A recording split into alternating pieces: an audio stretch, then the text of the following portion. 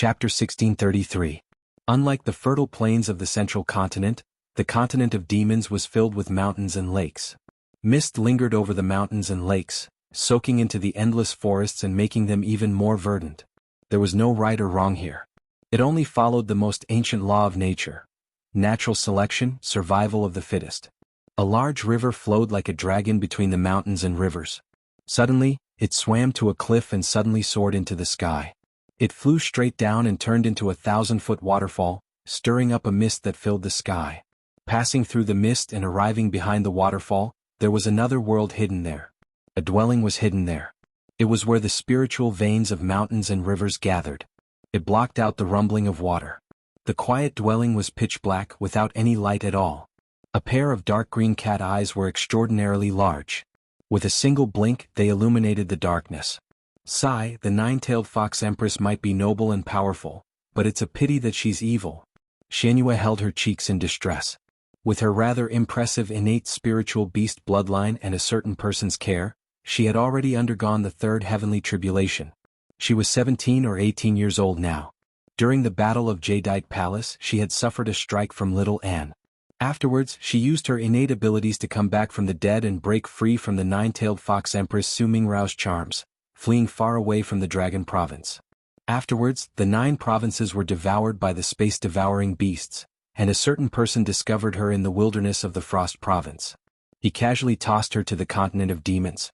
Although she was filled with resentment towards Su Mingrao for using her as a shield, she often could not help but miss the beautiful, luxurious Jadeite Palace. She could not help but let out another long sigh. Meow! Suddenly, she clenched her tiny fists and tried her best to pull herself together. As a meow, I still have to rely on myself. Don't you agree, Big Black? 2 dolls were placed before her. One of them was woven from black cloth. The ends of the thread were crooked, and there was a ball of fur inside. It seemed like a standing black ox, but it was so fat that it basically had no neck. The 2 words, North Moon, were carefully engraved on the horns on its head. It was the big black ox she mentioned. Yes, Master Xianyue, you are the smartest, meow. Dahei nodded attentively, but the voice came from her mouth, answering her own question in a hoarse voice. I'm completely free now. Free, do you know what that means? Xuanyue's face was filled with fascination, as if she had returned to the distant boundless mountains. She yearned for the distant Dragon Province and taught a lesson to some bumpkin demon. I don't understand. What is that? Is it edible? Dahei shook its head for a while, indicating that it knew nothing. Haha, what an idiot. Freedom is the best thing in the world. And you, Xiaobai, although you stabbed me with your sword, I don't blame you. Who asked you to be so foolish? The other puppet was carved from white wood. It was a small skeleton, and it held a small white sword in its hand. As expected, it appeared to be a little dull. However, even though she said that she didn't blame her, her nose wrinkled up. It's disconnected again. Sigh, you're nodding and shaking your head. It'd be strange if you weren't happy. She found a needle and thread in a flurry and suddenly calculated with her fingers. Wait, it seems like it's about time. Whatever, Dahei, I'll help you mend it when I get back. You and Xiaobai stay at home obediently. I'm going to go eat something delicious. She patted the heads of the 2 puppets and tossed aside the needle and thread. She leapt up gracefully and vanished. Without the support of her demon chi, Dahei immediately collapsed on the ground, but it suddenly sneered. The moon hung high in the sky, full and round like a silver plate. It shone with a clear, cold light, but it seemed larger than usual. Amidst the mountains she was squatting on a bare hill, looking up at the bright moon. Her pupils shrunk like 2 almonds. This place was very close to her dwelling. Normally, this hill was not some kind of spiritual mountain, but one day she discovered a secret. As the moon rose into the sky, the spiritual chi became denser and denser, almost visible to the naked eye. The moonlight seemed to accumulate layer by layer on the hill. In an instant, it was covered with a layer of halo, which was particularly conspicuous among the mountains. She breathed in and out the extremely dense spiritual chi, and her smiling eyes curved into 2 crescent moons. At this moment, a demon chi rose into the sky and swept quickly from the east. Rumbling, the mountains swayed, the earth shook, and the giant trees fell. A big black bear that was the size of a small hill strode over from the mountains. The towering trees under its feet were like weeds that fell to the ground. It was a demon the arch that had undergone 4 heavenly tribulations. Its bare eyes were like searchlights and it was staring at this small hill. It was overjoyed. This is it. The rumors are true. However, it ignored Shan Yu, who was on the mountain peak. Get away from me, stinky bear. This is my territory. Shan Yu's tail was erect, her hair was bristling, and she bared her teeth, making a threatening sound. However, in front of this huge black bear demon emperor, it was really not much of a deterrent. Your territory? Black bear demon emperor's eyes flashed a touch of surprise. He didn't expect that she would dare to not escape. Although he knew that the forest within a radius of hundreds of miles belonged to a cat demon, he obviously didn't take a demon king seriously. Haha, from now on, everything here belongs to me. If you are willing to submit to me, I will spare. He suddenly stopped, but it was not because of her. He raised his huge bear head and looked at the sky. He saw a strong demon chi rising from the sky, and their target was this small hill whistling through the air. Some were black-scaled pythons riding on clouds, and some were flying cranes with wings covering the sky. They were all famous great monsters in this demon continent. Without exception, they were all demon emperors. Except for her, ordinary demon kings didn't dare to come within 1,000 miles. Black Bear Demon Emperor was shocked. It's really not so easy to monopolize this Emperor Molasses. Emperor Molasses was a natural phenomenon that only existed in the big world with rich spiritual chi. On the night of Gingshan, the moonlight would condense into thousands of strands of supreme essence, which would fall from the sky. The benefits were unbelievably great. Even ordinary plants could become monsters if they obtained it. However, the conditions for this Emperor Molasses to descend were quite harsh. Not only did it require the right time, but it also required the right place. It had to be a kind of magnet called green autumn stone that didn't absorb iron. Only then could it trigger the reaction of heaven and earth, attract the gathering of spiritual chi, and attract the Emperor Molasses to descend. The small hill under Xuanyuezba was a green autumn stone mountain, and it happened to be within her territory. However, an ordinary man's wealth was his own ruin. In an instant, a group of monsters gathered and surrounded the small hill, all of them staring at it with bright eyes. It hadn't been long since the 5 continents were upgraded to an existence that could accommodate 5 heavenly tribulations. The cultivation speed of the demon race was far slower than that of humans, and this demon continent had yet to produce a demon emperor. Shenyue was much stronger than Li Long in terms of foundation, bloodline, and heavenly favor, but she was only at the 3rd heavenly tribulation. The cultivation method of the demon race determined that if one wanted to advance their cultivation by leaps and bounds, they would have to have a great fortune. Emperor Molasses was such a great fortune. Whoever could get it would become a demon king and turn the entire demon continent into their hunting ground. All the demon clans would have to bow down to them and become the leader of all the demon beasts in the world. Thus, all the demon emperors were determined to obtain this Emperor Molasses. Unlike humans, the demon race did not like to communicate. In addition, in order to fight for territory, they had already formed countless enmity, so there was no possibility of negotiation. They could only use the most primitive method to communicate. The winner would stay and the loser would scram. However, they were all afraid that others would benefit from it, so they didn't dare to make the first move. Huge waves of demon chi collided with each other, constantly clashing and rising rapidly. The bright moon rose higher and higher, becoming brighter and bigger. The huge figures of the group of monsters intertwined, enveloping her petite figure. All of you go away. This is what Big Black gave me. Shinua shouted. Many pairs of eyes looked over. Her figure shrank and she immediately felt a huge pressure. However, she immediately puffed out her chest proudly. The Black Bear Demon Emperor shouted, "You little kitty, are you not afraid of death?" She actually dared to be noisy in front of a group of demon emperors. When the battle started, the aftermath would take her little life. I think you're the one who's not afraid of death. Do you know how fierce my Big Black is? I'm afraid you'll be scared to death if I tell you. His real name is North Moon. Humph. North Moon, what's that? Get him out here. I'll kill him with one slap. The Flying Crane Demon Emperor suddenly thought of something and asked in surprise, Wait, what's your relationship with Li Qingshan? He was one of the 10 demon kings of the 9 states, Cloud Prefecture's Shadow Cloud Crane King. His cultivation had long reached the peak of the 3rd heavenly tribulation. However, because the Ascension heavenly tribulation was difficult to pass, he remained in the demon king realm. Following the rise of the 5 states world, he also passed the 4th heavenly tribulation. However, he did not forget the name, North Moon. All the demons were horrified. Perhaps they did not remember or even heard of the famous North Moon Demon King, but it was impossible for them not to know Li Qingshan. He was the ruler of this world. Although there was almost no news of him after he left on the Kunpeng, he was still a respectable existence. He's my pet. Are you afraid now? Xianyue put her hands on her waist and said proudly. All the demons looked at each other and burst into laughter. Their laughter echoed among the mountains. The Black Bear Demon Emperor laughed so hard that tears almost came out of his eyes. You said that Li Qingshan is your pet. Aha, it seems that he has really left this world. Otherwise you wouldn't be alive. He hasn't left. He has always been here. I can feel it. You guys don't know anything. Xianyue was so angry that her face turned red. Don't laugh. In that instant the laughter stopped abruptly. All the demons opened their eyes wide. A figure appeared behind her.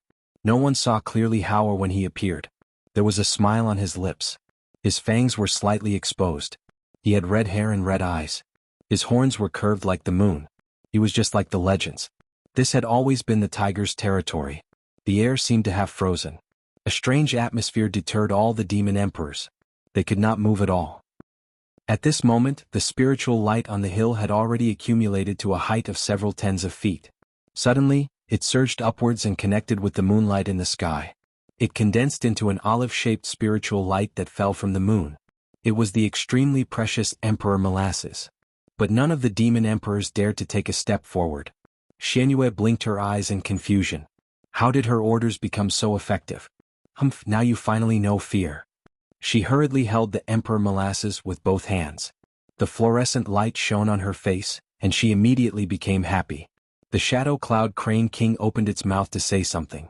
Li Qingshan put his index finger on his lips. All the demons were silent. He then waved his hand lightly.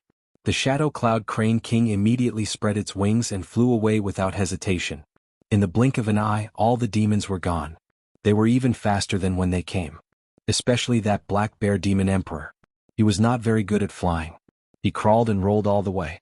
He only regretted that he was born with 2 bare paws. When a fierce tiger came down the mountain, all the other beasts fled. A bunch of idiots. You sure run fast. You were scared to death, meow. I have so many. Drops of Emperor Molasses condensed in mid-air. They dragged along wisps of silver light like meteors. Her figure flickered. She jumped here and there to catch them. She was like a cat swatting at fireflies. Li Qingshan smiled and pointed to the sky. In an instant, a meteor shower fell. Thousands of strands weaved the night sky. It was beautiful like a dream. So beautiful. Her eyes widened. She was even happier. Then she revealed a distressed expression. How was she supposed to catch so many? She busied herself for most of the night. Satisfied, she returned to the cave abode under the waterfall. Lying on the soft bed, she grabbed Big Black and talked to it for a while. Then she hugged it tightly. Thank you, Big Black. Master, you're welcome. This is what I should do. Hee. Thank you too. Oh, I'm so sleepy. Meow Heaven will definitely mend it for you. She yawned and curled her body. She fell asleep in a daze. She muttered, Big Black, freedom is so lonely. I hope I can protect you well this time. Stay away from the wind and snow. Li Qingshan stayed by the bed and said soundlessly. Xianyue woke up with a start. Her ears pricked up. Big Black. No one answered in the darkness. Chapter 1634. The mountains were like the sea and the moon was like frost. A tall figure walked alone along a winding mountain ridge. On both sides was a bottomless abyss. The deep and dark night wind blew from the valley. One step in the air would cause one to be smashed to pieces. However, he closed his eyes and walked forward with big steps, mumbling something to himself.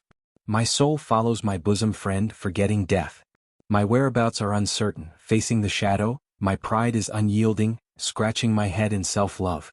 Since ancient times, those who have cried bitterly, only bien he is, the thing that topples the crowd, who is Bolu. Hugging a thorn in my bosom, 3 years of destruction, looking sideways, there is no home in the 4 seas. In this world, I only need to close my eyes and take a step, to listen to the lowness of creation. He suddenly opened his eyes and let out a long sigh. Yes, it's so lonely.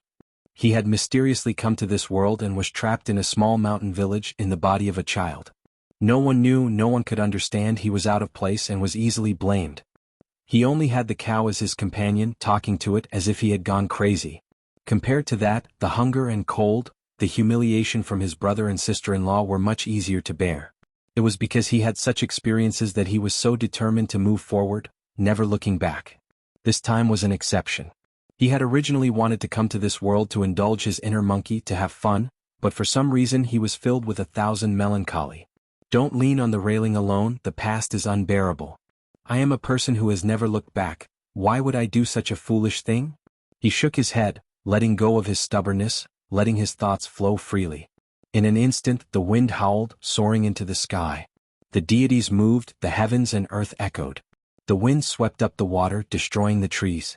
The tens of thousands of miles of mountains shook. Dark clouds rolled and filled the air, swallowing the bright moon. A snowflake quietly floated down from the sky, landing on his shoulder. In the blink of an eye, snow covered the sky. Many scenes flashed before his eyes, interweaving with his past and present life, all blurry and indistinguishable. Maybe this is just a big dream, and when I wake up, I will be in a warm bed. When he first came to this world, he had thought of this countless times. Now, looking up, there was only wind and snow, high mountains and dangerous roads. Such wind and snow always made him think of the ice-soared cliff, the arduous and hopeless climb. It was as if it had never come down and had always been climbing upwards. Even afterwards, he recovered his human form and returned to the world of mortals. He entered Jiaping City, became a Hawkwolf guard, killed Zhuozhibwa, fought the elders of the Three Mountains. The snowstorm never stopped. The snow was getting heavier and heavier, gradually covering their shoulders and covering the rugged road. The mountains were all covered in white. All the scenes condensed and intersected. A pair of gentle ox eyes stared at him quietly, listening to him talk to himself. Brother Ox, are you also this lonely? In that instant he suddenly understood that feeling. It was just like how he looked at Shen Yu, just like how he looked at Li Long unknowingly, that man's stalwart back had already become within reach. If he took another step forward, he would be able to pat his shoulder and say, Brother Nyo, I'm here. He opened his chest and praised, what a heavy snow. In his heart, it was a never-ending snowstorm, but in his dreams, it was a continuous drizzle. Outside the small city, the gloomy sky pressed down on the desolate wilderness. Qinglu, hold on. I won't let you die. I'll definitely kill the demons and save you, save everyone. Her pretty face was covered in gloominess, but her eyes were as determined as steel, shining with violet light. He gently placed her struggling friend on the ground and removed the 100 treasures pouch from her waist. He turned around and made his way towards the small city shrouded in demon chi. Behind the mottled mud walls, men and women of all ages were strewn across the streets and alleyways. Their expressions were wooden and their eyes were hollow. They seemed like corpses, but their chests clearly rose and fell as they breathed. Black spots would swim across the whites of their eyes from time to time. A black mist permeated the air above the city, composed of countless black insects. It was an extremely rare demon, the miasma demon. When she entered the city again, the black mist called out once more, You're actually bold enough to return. Then you can stay here and become my food. Everyone stood up, densely packed and motionless. Only their eyeballs moved along with her figure, deathly silent and strange. Following the miasma demon's order, they suddenly roared hysterically in unison, ignoring the tearing of their vocal cords. It was even more mournful than the howls of beasts. Although the city was small, there were still tens of thousands of residents. This roar was like a landslide, enough to frighten the timid to death.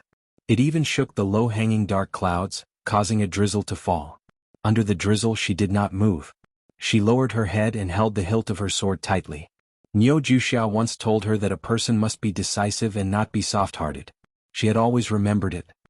He also once said, Purple is the color of utmost respect, and the sword is the ruler of all weapons. The ruler is wise and the purple aura comes from the east.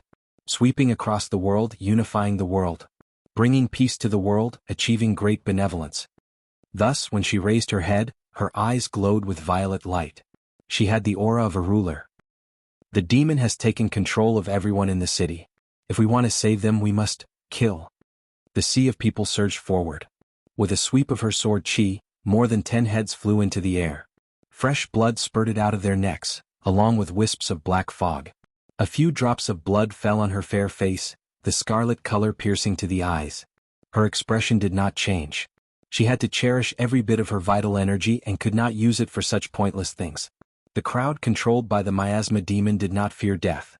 They stepped over the headless corpses, their knees cracking as they pounced at a speed that normal people could not. She leapt into the air, stomped on a head, and landed lightly on a blue-tiled house beside the road. The crowd immediately surged forward like a tide. She twisted her waist, turned around, and cut several people in half at the waist with her sword. Their internal organs fell out and blood spurted out. Her purple robe was once again split open. Amidst the roars, the roof she was standing on was like a lonely island, and tides kept crashing onto it. She could not care about exquisite sword techniques, and did not even dare to activate her sword chi. She only relied on the sharpness of the nine-yang sword in her hand to hack and slash like a chopper. Wherever the blade of the sword passed, flesh and blood were split, bones and tendons were broken, and severed limbs flew everywhere. In an instant her purple robe was dyed red. Her feet suddenly swayed and she lost her balance. Under the pressure of countless people, the house was about to collapse. A middle-aged woman behind her took the opportunity to pounce forward. She did not even look back. She straightened her body and leaned back. With a muffled bang, accompanied by the sound of bones shattering, the woman flew backward. Her internal organs were all ruptured, and her bones were all shattered. She spat out a wisp of black smoke. Rumble. The house collapsed and smoke and dust filled the air. She had already landed in a small alley. With a sweep of her peripheral vision, she saw everything around her. Then she casually swung her sword and killed a few people. With a tap of her toes, she flipped over the wall and landed in a small courtyard paved with blue-tiled tiles. She relaxed her muscles and adjusted her breathing. When the crowd toppled over the brick walls and everyone was thrown off their feet, she took advantage of the situation and slaughtered again. Before she was surrounded, she retreated to a courtyard. She fought as she moved through the city, relying on every house and every wall to kill. She used every second to recover her strength. Men kill. Women kill. Old people kill. Young children kill. The small city became a slaughterhouse. Corpses were strewn across the ground and blood flowed everywhere. She was also bathed in blood, but her eyes were clear and penetrating. There was no pity, no hesitation. Her actions were filled with order and efficiency. She was not cold and emotionless, nor was she cruel and bloodthirsty. All of this was to save people, even if she could only save Hua Qinglu in the end. Was it sorrow? Anger? Fear? Probably all of them, but there was something else that penetrated her mind and the edge of her sword, revealing a certain nature that was hidden extremely well. It was exactly this thing that allowed her to remain unperturbed by her innate ability when she faced the powerful demon General Strong Stone transformed from the Rock of Slaughter many years later. Instead, she descended into a frenzy of slaughter, yet she was still bold enough to swing her sword at him. Even Li Qingshan sighed in amazement. She had been depressed for a very long time before that. Others thought she was filled with guilt over today's slaughter. Of course she did feel something like that, but only she knew that she was fearful of her current self. Even Wuxia did not know about this. Who knew how many people she had killed with her sword? A few hundred?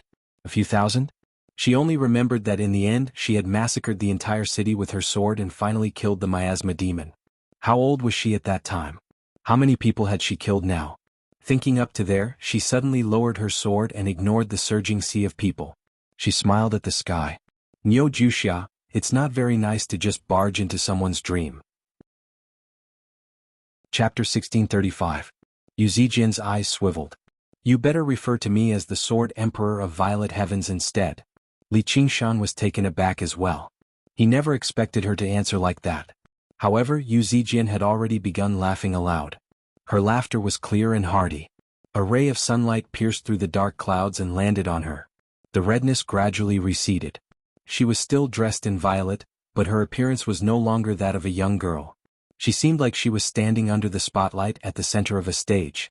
She radiated with confidence and glory, incomparably radiant and sharp. Before she knew it, the rain stopped. The drizzling rain was just an old dream. It had ceased to be an obstacle in her heart a long time ago. She was even more decisive and open-minded than Li Qingshan, who had tried to persuade her to make up her mind. Li Qingshan could not help but sigh inside. Back when they met on the island of Cherishing Flowers, she had followed Hua Qinglu around like a maidservant. Now she already possessed an extraordinary charm that rivaled Gu Yenying in the past. No, even Gu Yenying in the past could not compare to her right now. This metamorphosis was like a fish transforming into a dragon. Right now, as he gazed at the corpses strewn across the tiny city that flowed with blood, he suddenly discovered that she had already revealed her loftiness a long time ago. Her resolute boldness was not something she should possess at her age, nor was it something that could be learned from a few vague principles. As it turned out, she was just a dragon hiding in the abyss, hiding her true appearance. In that moment, many of his memories linked up with her. During the entrance examination of the 100 Schools of Thought, she had gained the favor of the slovenly Taoist priest, Zhou Tong, with her pure yang constitution. Only Chu Tian's 5 elements constitution could rival her, but in terms of temperament, who knew how many times greater she was than Chu Tian? Along the way she had gained the favor of the first young miss of the Hua family, Hua Qinglu. After being abducted to the Green Vine Mountain, she caught the attention of the Green Vine Elder. After entering the 100 Schools of Thought, she immediately became the disciple of the strongest school of Taoism, Zhou Tong. She was also the successor of the Violet Heaven sword that Fu Qingjin sought. Li Qingshan had also helped her many times, and it was needless to say that after coming to this 5 continents world, the care he had given her was far more profound than that of Li Long, a fellow villager. And he, this lecherous man, had always favored her, but he had never had any improper thoughts. It was as natural as an older brother loving his younger sister, never asking for anything in return. Her thoughts were also pure from beginning to end, as if there were no feelings between a man and a woman, and she was not shackled in the slightest. She received help from benefactors almost everywhere, and every time she was able to turn misfortune into fortune. In terms of fortune, there was probably no one in the world who could compare. He seemed to have a magical charm that could not only win the hearts of people, but also the blessings of the heavens. After Li Qingshan became a god, he mastered the laws of heaven and earth of the Pure Land and the Devil Land at the same time. He kept looking back to the most distant memory of the primeval Kailan, the ancient picture scroll named the Battle of Mending Heaven, and comprehended the deeper things contained in it. He had already understood the origin of her charm and understood what the word pure yang meant. Fuxi and Yuhua were the primordial gods who were born at the beginning of the primordial world. Fuxi belonged to Yang. They walked the ways of the heavens and created dragons. Yuhua belonged to Yin. They walked the ways of the earth and created humans from earth. The two of them grew together, but they also reinforced and countered each other. They were brother and sister as well as husband and wife. They loved each other, but they were also destined to fight and compete with each other. There was no way to describe their relationship. Yang Qi was clear while Yin Qi was heavy. Yang controlled ascension while Yin controlled descent. As a result, Yuhua was destined to lose to her resolute and wise husband in the battle of mending heaven. All she could do was sacrifice herself and merge Yin and Yang, using her body to mend the heavens. As the saying went, solitary Yin cannot flourish and solitary Yang cannot flourish. Their existence was based on each other's existence, so the holy Emperor Fuxi vanished with it. The essence of Yu Zijian's pure Yang body was the holy Emperor Fuxi's heavenly way. It was even closer to the way of the dragon than any of the so-called true dragons he had seen in his life. Renouncing lust, abandoning stagnation. The purest, untainted by dust. The toughest, strongest, and cleaving through everything. In the past, she faced the demon general Strong Stone transformed from the Rock of Slaughter with her cultivation as a Qi practitioner. How unbelievable was it for her to be able to swing her sword and receive him without being affected by the murderous aura. If the turtle dragon was as pure as him, he would never have fallen for Sumi Rao's charms. If Ao Xian was as tough as her, he would never have yielded to him. Her existence, her fortune, her personality, her cultivation. All of these coincidences and appearances were the result of the interweaving of laws and the appearance of a great tool. Her path could not be accommodated by a mere sword emperor of violet heavens either. She had only just begun to shine. As a matter of fact, Li Qingshan could even smell some sort of opportunity from this. He wondered why she had appeared beside him. He could not help but sigh. "Sigh, you were clearly a little girl yesterday." "I've been a little girl a long time ago." Yu Zijin continued to smile. She flicked the edge of her sword complacently, and it thrummed as if she was taking revenge for being tricked in the past. You tricked me for so long back then. Oh my, you're actually so vengeful." Li Qingshan sighed in sorrow. Where had the pure and pleasant little girl from the past gone? "You're not the only one in the world who holds grudges." Yu Zijin grinned. "Moreover, you're the one who taught me all this." "Something like that actually happened?" Li Qingshan expressed his surprise. Yu Zijin nodded solemnly. Their eyes met, and after a moment of confrontation, they began laughing together. Their laughter echoed through the small city. Everything gradually blurred like a soaked painting. The dream faded away layer by layer. On heaven's leaning peak, Yu Zijian currently knelt in a large gloomy hall in the center of the hall. She continued to smile. She wore a tall crown in the shape of a dragon's head, which made her seem as graceful as flying. She wore a set of bright violet Blademaster clothes and a large black cloak that draped over her shoulders. It was embroidered with dark, golden patterns of clouds. She seemed elegant and noble. She seemed extraordinarily valiant. The violet cloud sword rested quietly on her legs, waiting for its master's summons at any time to slay all enemies. Li Qingshan stood in front of her. He rubbed his chin and clicked his tongue in wonder. This attire, what do you think? Do I look good? Yu Zijin lifted the large, wide sleeves of her cloak elegantly. How old-fashioned, Li Qingshan said. Yu Zijin immediately hung her head as if she had been dealt a heavy blow. She grumbled, they insisted on making me dress like this. They said that's the only way to demonstrate the might of the Sword Collection Palace. Them? Yu Zijin counted with her fingers. Fu Qingjin, Hua Sangzan, and even someone as slovenly as my master has started to put on airs. I really can't stand them. Li Qingshan understood. The reason why the Sword Collection Palace was able to achieve what it was today was because of the assistance of these two people. The slovenly Taoist priest, Zhou Tong, had been the most powerful person in the Sword Collection Palace for a very long time, until she comprehended the hidden sword of heaven and earth and broke through 3, 4, and even 5 heavenly tribulations in a short century. Yu Zijin turned around and glared at Li Qingshan. Why, do you know just how much trouble you've caused me? Li Qingshan pointed at his nose. Me? I've caused you trouble. Tell me what's going on in the north. Yu Zijin leapt up and grabbed him by the wrist, bringing him out of the hall. Everything happened naturally. She did not care about Li Qingshan's identity as a god of the world at all. Li Qingshan followed the direction of her finger. His gaze passed through the vast ocean, and he immediately came to a realization.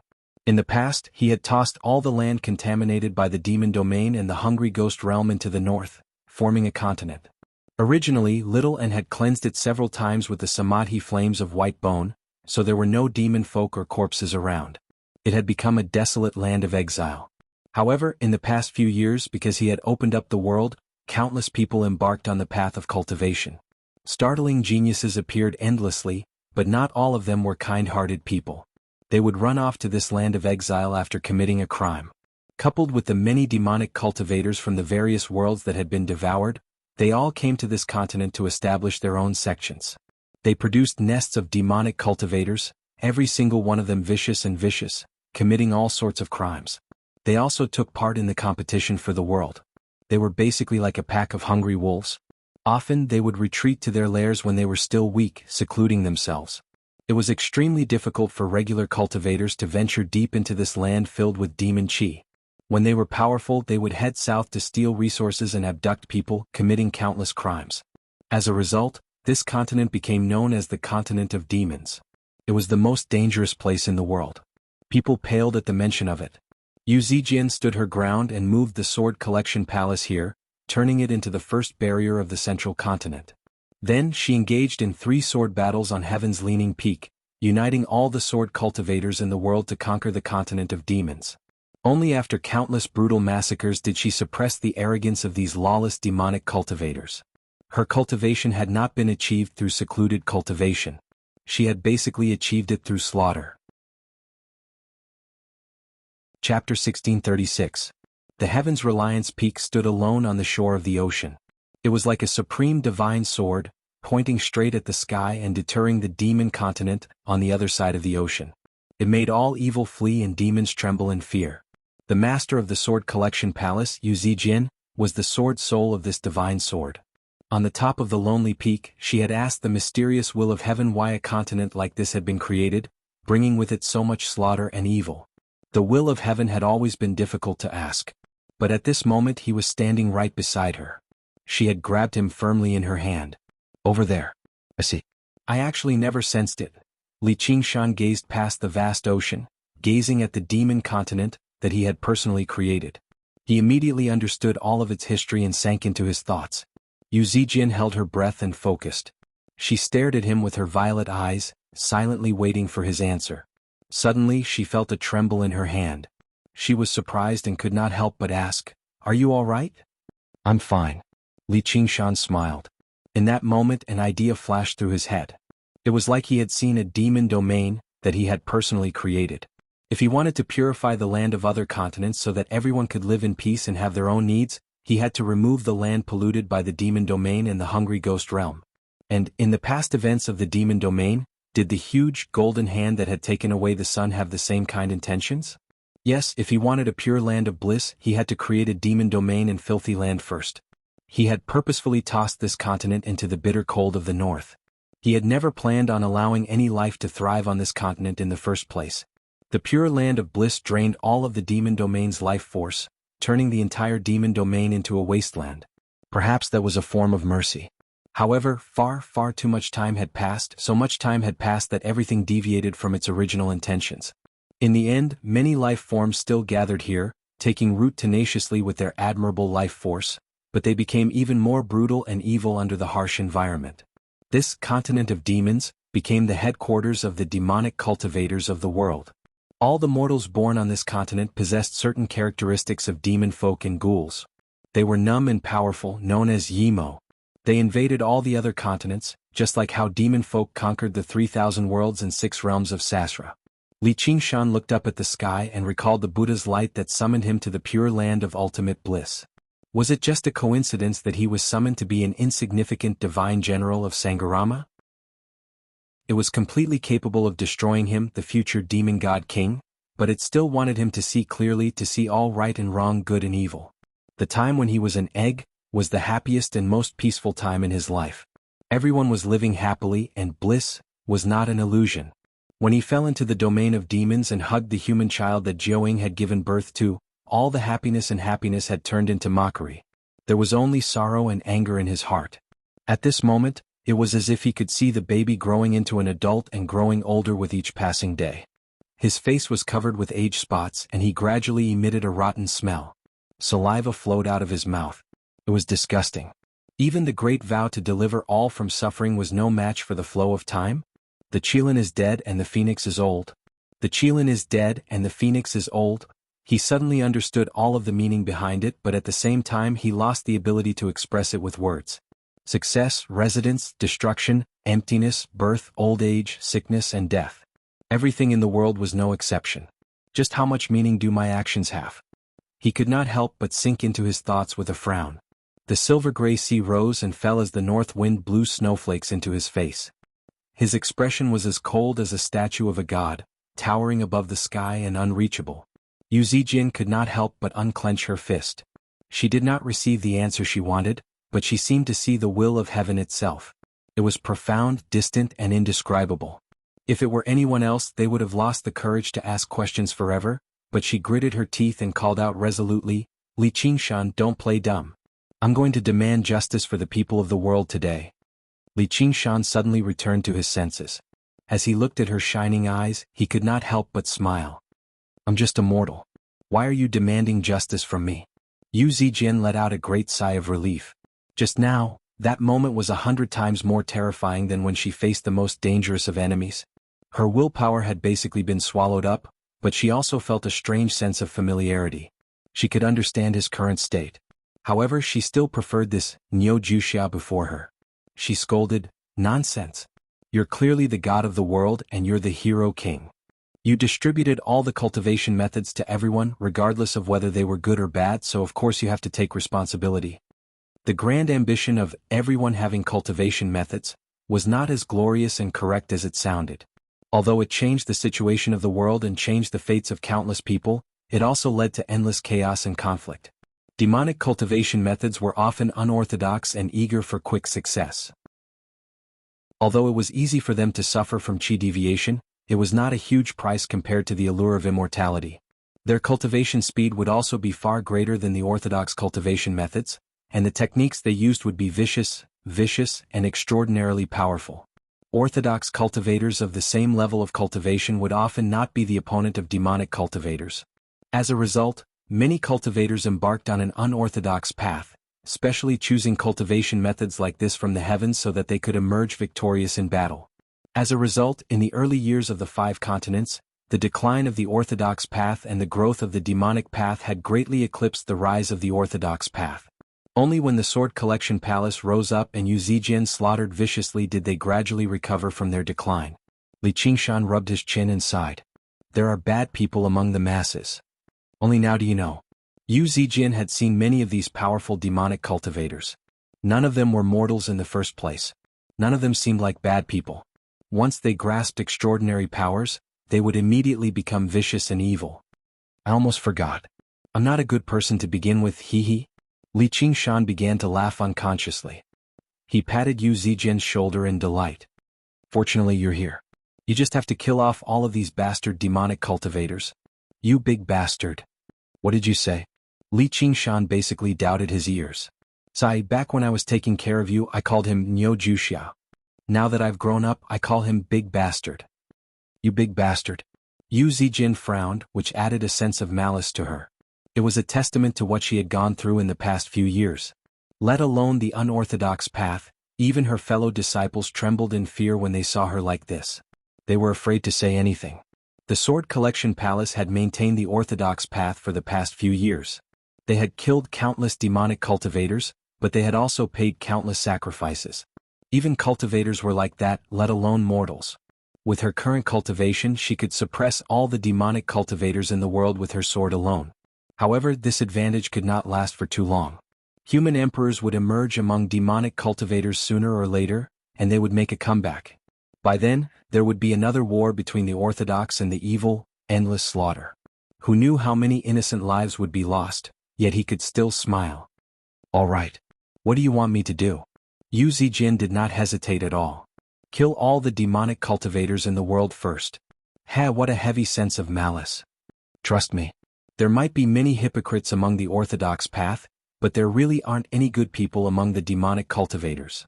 I'd rather kill 1,000 innocents than spare a single one. If I spare one, who knows how many tens of thousands of people will die. It'll also make everyone in the world believe that they can get away with doing evil. It'll be a vicious cycle. The sense of malice on Yu Zijin's face grew heavier.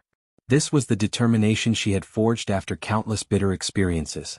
Sometimes they were even worse than pretending to be benevolent and righteous.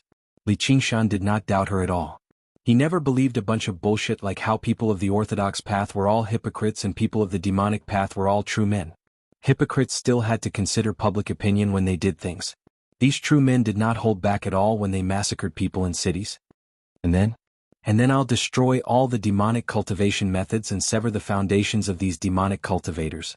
Then I'll announce it to the world under the name of the Night King so that everyone can learn from it. Even if a few slip through the net in the future, it'll be easier to deal with them.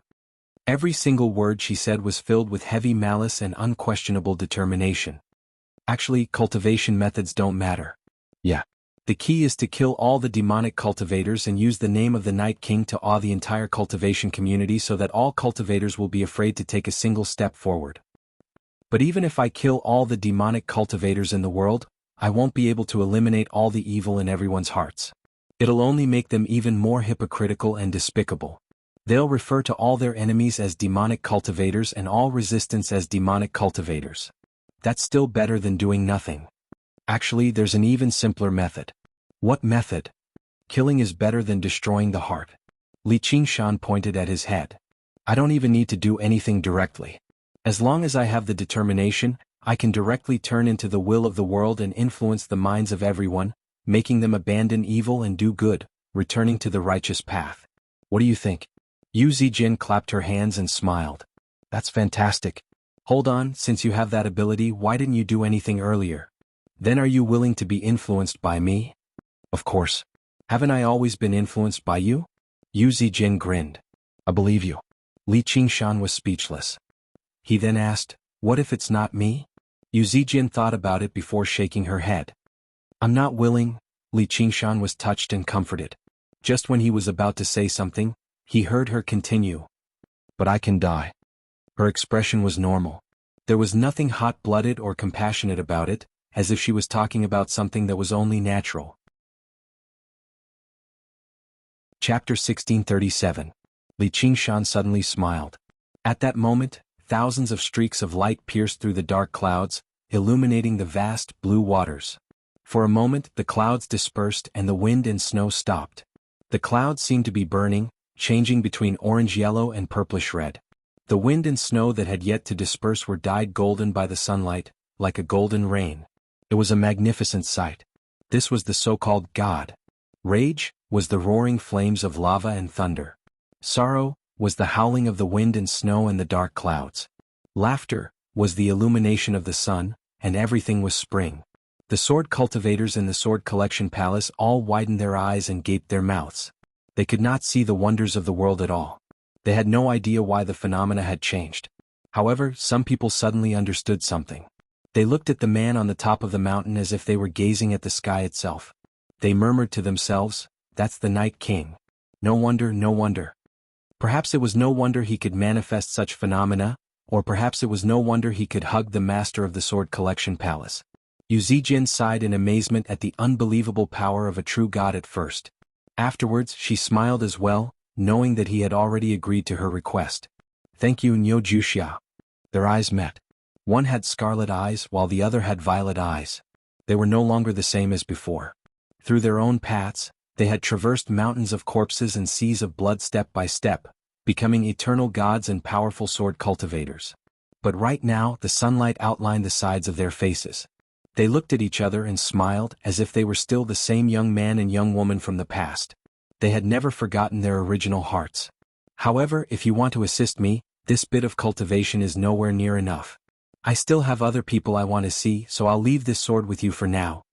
Li Qingshan casually tossed down an ancient bronze sword and took a step towards the fiery clouds. The blue waves spread out and he vanished into the sky. "This is?" Yu Zijin grabbed the ancient bronze sword and immediately sensed something unusual about it. The edge of the sword thrummed strangely, with a hint of a dragon's roar, as if it wanted to break free from her hand as a true dragon. She needed to use all of her cultivation to hold it firmly, but it agitated the yang spirit in her body, making it thrash. She completely lost control of it. The purple eyes were at a loss. In a trance she saw the sun, moon and stars spinning. This sword condensed the path of the heavens and the will of the true dragon.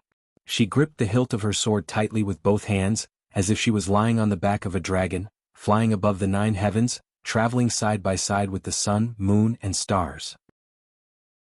Looking back, the mountains, rivers and plants were all vivid in her mind. The various mountains and dangers encountered on the path of cultivation turned out to be nothing more than small folds and undulations of the earth. There was no bottleneck in the world that could not be broken through, nor was there any difficult situation that could not be overcome. As heaven moves, so should a gentleman ceaselessly strive to improve himself. The Xianyuan sword. Yu Zijin revealed the name of the sword in a single breath. Li Qingshan had already traveled 5,000 kilometers away. He suddenly looked back and revealed a surprised expression. Even he, the god of the world, had not expected such an unforeseen event. After thinking for a moment he smiled and nodded. He no longer doubted that she would be able to help him. When the tyrannical village chief of the Yu Xiong clan gave the Xianyuan sword to him, he was already a human immortal at the 6th heavenly tribulation and a soul relic. However, he did not immediately comprehend the mysteries of the sword. He only treated it as a regular bronze sword. Only afterwards did he learn about the sword's power, but he only treated it as a weapon of slaughter. Only when he comprehended the divine dragon transformation did he finally wield it freely and unleash extraordinary power. However, Yu Zijin was only at the 5th heavenly tribulation and a young soul, yet the Xianyuan sword resonated with her as soon as he held it. It was unbelievable. However, with further thought he came to an understanding. Firstly, she possessed a body of pure yang. She walked the path of the heaven dragon, so she possessed a natural halo of destiny. Compared to his fusion of the demonic and divine, the dance of dragons and snakes, it was much purer. Secondly, she was a true sword cultivator. She had practiced the path of the sword for many years. Even her young soul had been condensed from the sword embryo, which made her drastically different from regular young soul cultivators. However, he had always used a blade to hack people. Although he had a deep understanding of the path of the sword, he did not actually have a passion for it from the bottom of his heart, which was why he had tossed the Xianyuan sword to her without the slightest hesitation. She understood the vague will of the heavens. The Xianyuan sword was basically prepared for her. It was an opportunity. She swung the sword and cut her way through the thistles and thorns as if she had cleared all her bottlenecks in a single stroke, opening up a path to the heavens. She no longer had any confusion or hesitation. All she lacked was time and resources. As the god of the world and the master of the demon domain, Li Qingshan could obviously pour tremendous resources onto her until she became a sword immortal. A body of pure yang that possessed a natural halo of destiny, the supreme sword of the heavenly emperor, and the king of demon gods that defied the heavens. 3 rare opportunities had converged together. This was an opportunity that would only appear during the great tribulation of the world. Otherwise, the heavenly emperor would not have lost his sword, and the demon king would not have been born. It really is violet chi from the east. It's indescribably noble. Yu Zijian's mind settled down. She slowly drew her sword and pointed it at the sky. She praised, "What a sword!" The path of the sword had always been extremely tough, but it was extremely easy to break. It was very easy to die in battle. Moreover, the path of cultivation was overly tough and pure. It was extremely fast in the beginning, but it would become more and more difficult once it reached an extremely high realm of cultivation. As a result, sword immortals had always been rare, but there were many true immortals that wielded swords as weapons. Sword immortals were different from regular true immortals. They controlled slaughter and possessed endless power. Even demon gods might not be her opponent, so she would be a powerful ally. Just like what she had said, the great tribulation of the world was the stage for sword cultivators to roam freely. It was a great opportunity for becoming a sword immortal. Since ancient times, heroes had always been born in troubled times. This was a great opportunity as well as a result of her choice. If she did not have that determination, Li Qingshan would never have given the Xinyuan sword to her. In order to ensure that she could remain in the world of the 5 continents safely and avoid the flames of war, he might even unknowingly affect her progress in cultivation. If that were the case, her protector, Li Qingshan, would instead become her greatest shackle. Her good fortune would become the root of her misfortune. As time passed, the divine sword would be covered in dust, gradually losing its edge. She would probably lose the opportunity to become a sword immortal forever. This was truly becoming mortal with a single thought and becoming an immortal with a single thought. This was the most subtle thought in a person's mind. The Buddha said, 900 lives and deaths occur in a single moment. Even gods could not predict everything. However, it was exactly this smallest thought that determined the grandest and most distant path, allowing mortals to become gods. If Brother Ox had directly given him power, the Li Qingshan of today would not have existed. At most, he would be able to enjoy himself, but once the great tribulation of the world arrived, he would be reduced to ashes. Mortals always desired luck and opportunities, but they did not know that the belief in their mind was the foundation of everything. The difficulties and obstacles along the way were all for the sake of tempering this sword. As a result, the past failures and pain were never worth lamenting over.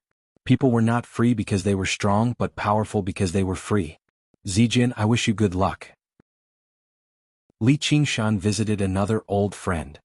His mood lightened up, and his gloominess was swept away. He followed the path in his memory and continued forwards. The names became vivid one by one, vivid in his mind. Chapter 1638. Many years ago, Li Qingshan had only just become a hawk-wolf guard. In order to help Little and recover his body, he had hunted down unorthodox masters without restraint. In the end, he caught them all in one fell swoop on the island of Cherishing Flowers. It was also at that time that Hua Qinglu and Yu Zijin met by chance for the first time. As for the little girl who bombarded the island of Cherishing Flowers and killed without hesitation, the impression she left on him was much deeper than Yu Zijian's. If she had not stopped Grandma Shimen back then, she really would have been in some danger. Afterwards, there was quite a bit of fate between them. With Li Qingshan's personality, he was obviously someone who would repay kindness. In the past few years, he had shown her many favors. She was not completely without talent. Her path of cultivation was rather smooth, and she had already undergone the 4th heavenly tribulation. Because she liked to wander around the world, she was often treated as a descended fairy by regular people. She was known as the 100 Flowers Fairy. Of course, there was no need for him to deny that he did want to sleep with her a little in the past. However, he had seen and tasted before now. Princess of Kinera, beauties of Azura. What race had he not seen before? He could even talk and laugh with them. A little girl like Hua Qinglu was just plain and simple. He no longer thought about that at all. Yu Zijian's words were completely slanderous. He had not thought about anyone when he returned this time. He was a mighty demon king now. His head was filled with the major matters of the 6 realms of Sasra. He no longer cared about the relationship between a man and a woman. Yeah, then I'll just take a look. If I see her, then forget about it. I still need to protect a delicate flower. I can't drag her into this storm. With these wonderful thoughts in mind, Li Qingshan narrowed his eyes and saw through everything. In the depths of the ocean, there was an island filled with a fragrant aroma, a place where flowers bloomed. This was where the 100 Flowers Fairy cultivated. He was stunned. In a bustling hot spring pool surrounded by a dense white mist, a slender figure was faintly discernible. Her black hair draped over her white back, and her slender waist was hidden in the spring water. Her slender legs were faintly discernible, and her arms were stretched out like flower branches. The famous Bai Hua fairy happened to be bathing at the moment. If her brother Hua Sengzan was the standard handsome man, then she would be the standard beautiful woman. A little more fat, a little less thin, a little too white, a little too thin, eyebrows like emerald feathers, skin like snow, teeth like shells, waist like a bundle of silk. She was indeed a flawless beauty. Her appearance and bearing were even better than before. If it was just a small bud before, then it was now a gorgeous flower in full bloom. Li Qingshan rubbed his chin and chuckled. The little girl has really grown up. Yeah, it's huge.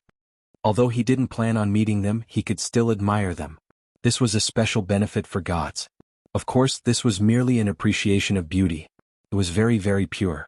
Thus, the great demonic god began to peep at people bathing, and he did not feel that there was anything wrong with it. Just as he gathered his attention and admired her from head to toe, Hua Qinglu suddenly moved her lips gently and asked, "Is it nice?" Li Qingshan's heart shuddered. Impossible. She can't sense something like that. It's not like she's like Zijian, who inherited the heavenly way of the true dragon. How can she discover that I'm peeping, no, admiring? He glanced around in confusion. Apart from her, there were only the blooming flowers on the island. There was no one else. Everyone in the cultivation world of the 5 continents knew that although the Bai Hua fairy liked to travel around, she was rather proud. She only had a single true friend, the Sword Emperor of Violet Heavens. She did not even have a single disciple to serve her where she cultivated. On the other hand, even though her eyes were like water and seemed to ripple with deep waves, she didn't look towards his direction. Li Qingshan raised an eyebrow and thought, perhaps she's feeling pity for herself in front of a shadow, answering her own question? What a narcissistic little girl. Hua Qinglu raised her head instead and said softly, "Big brother Li." Li Qingshan's heart shuddered again. He basically believed he had been discovered, but at a closer glance she was only gazing at the sky, and she was just as natural and unrestrained as before. She did not cover up at all, allowing her body to be exposed to the air. She did not seem embarrassed at all. This was not how a girl should behave after discovering she had been admired by someone. He thought about it and understood. So I really am extraordinarily charming. This girl has become infatuated with me. Even now, she still hasn't forgotten about me. It's just a pity that we're separated. We're not fated to be together in the end. Hua Qinglu smiled. Zijian told me you've returned, so she'll definitely come to peep at me. Li Qingshan suddenly felt like he was naked. He squeezed out 2 words from between his teeth, traitor. Hua Qinglu stretched out her graceful figure. Droplets of water rolled off her body, sparkling like stars. They were just like the dew on flower petals, just as natural as before. Don't tell me I have to burn incense and pray apart from bathing and changing clothes? Rustle. The flowers trembled, and Li Qingshan pushed aside a cluster of bright red camellias and emerged from the depths. He was composed without the slightest awkwardness. Hua Qinglu looked at his figure and her body trembled like the flowers. Under his burning gaze, she wanted to shrink back into the water and raise her arm to cover the buds on her chest, but she suddenly sucked in a deep breath and stuck out her chest proudly. She spread her arms and twirled around gracefully in the pool. Do I look good? She was no longer that naive little girl, but the proud 100 Flowers fairy. However, only in front of this man could she cast aside all of her reservations and display all of her beauty. Li Qingshan nodded with a smile. You're as beautiful as a flower. You live up to your reputation. He made his way into the pool step by step and arrived before her. Hua Qinglu could not help but hold her breath and look up at him. Li Qingshan sniffed the strange fragrance from her and gently caressed her moist face. Have you been well these years? Very well. I've been very happy. You know, I've always wanted to roam around and have a look. Your world really is huge. There are so many interesting things. I'll never find it boring. She had never been a person with extraordinary talent. She could not compare to her elder brother Hua Sengzan, much less a wretched demon like Yu Zijian. If she had not come across a fortuitous encounter with him in the original world of the 9 provinces, her cultivation would probably have remained at Golden Core at most. It would have even been difficult for her to break through to the second heavenly tribulation. It would have been difficult for her to enjoy such freedom. It was even possible for her clan to arrange a marriage for her. However, in this world of the 5 provinces, she possessed unprecedented freedom as a child blessed by the heavens. She could roam about freely without any restraints. All of this was thanks to him. Li Qingshan placed his hands on her shoulders. This is where the joys of life lie. As long as you like it. Hua Qinglu sighed. It's a pity that I don't have talent like Zijian.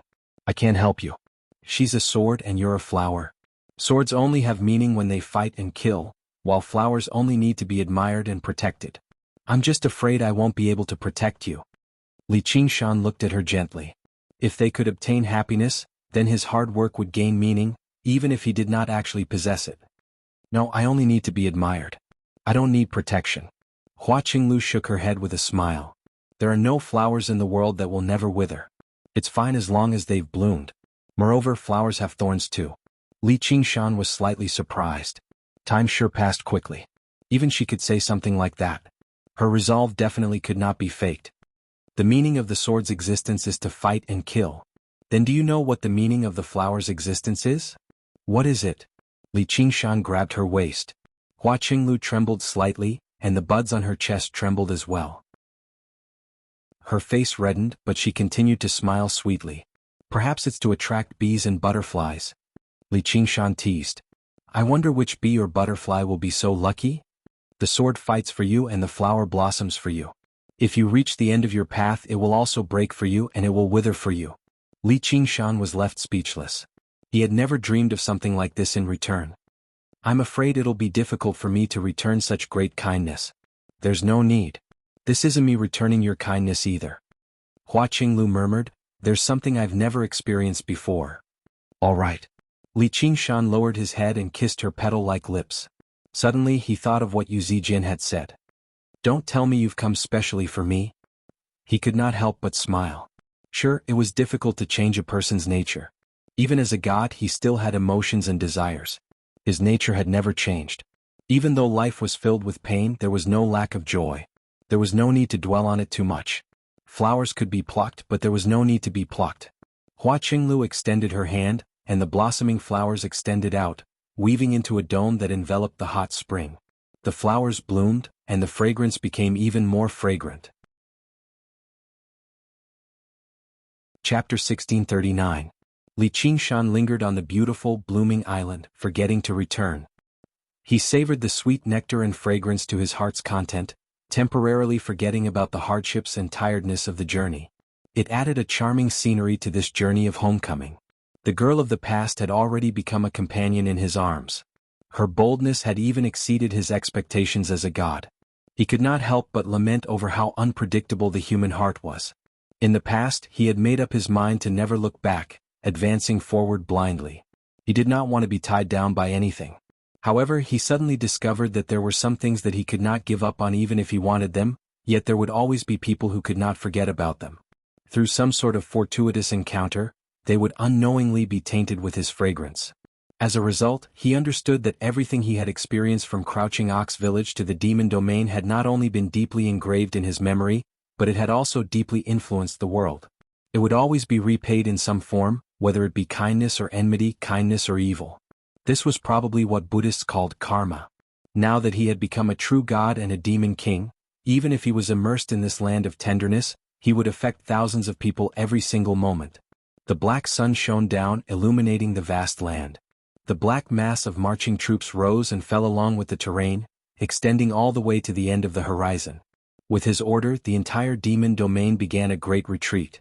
They had once spent thousands of years, sacrificed countless demon folk and humans, and gone through thousands of horrific and bloody battles to obtain this land, but they abandoned it without any hesitation. Coupled with the exhaustion of the journey, the internal struggle tormented every single demon folk. However, no one complained, as this was the will of a demon god. They had grown accustomed to obeying those above them a long time ago. Even demon generals could order them to their deaths at will, let alone the king of demon gods that even the 12 demon gods had to yield to. He was an unimaginably lofty existence. However, the atmosphere was different from the past. There were no violent curses or wild howls. The superiors forgot to bully the inferiors, and the inferiors forgot to flatter the superiors. They marched silently in the smoke and dust that filled the air. It was as if overnight they had learned sorrow. Not long ago, all the demon folk who could not endure the pain and torture had turned into demonic beasts. All the beasts ran off together, chasing after the sun as they died. Now, the entire demon domain was submerged in this sorrowful atmosphere. Pairs of black eyes peered through the smoke and dust from time to time and stared at the black sun with golden rims in the sky. They silently muttered a name in their hearts, Li Qingshan. Li Qingshan opened his eyes and woke up from his dream. He returned to the fragrant island and the embrace of the beauty, but his expression was somewhat sad. When he influenced the demon folk influenced him too. Everything was karma and retribution. His strength was growing with every passing moment, even surpassing his cultivation speed. This was the accumulation of the power of belief of a trillion demon folk. A demon folk was very weak. Compared to a true god like him, they were like droplets of water before the ocean. However, when trillions of water droplets gathered together, it could cause rivers to flood and oceans to flow.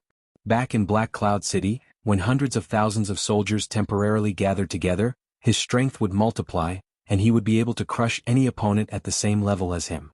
There were more than 10,000 demon folk, and they constantly provided him with the power of belief. Just what kind of terrifying power was that? And all of this had only just begun. The demon folk had only just heard of the name, Li Qingshan. Qian Rongji had yet to take action and promote her Ming cult either.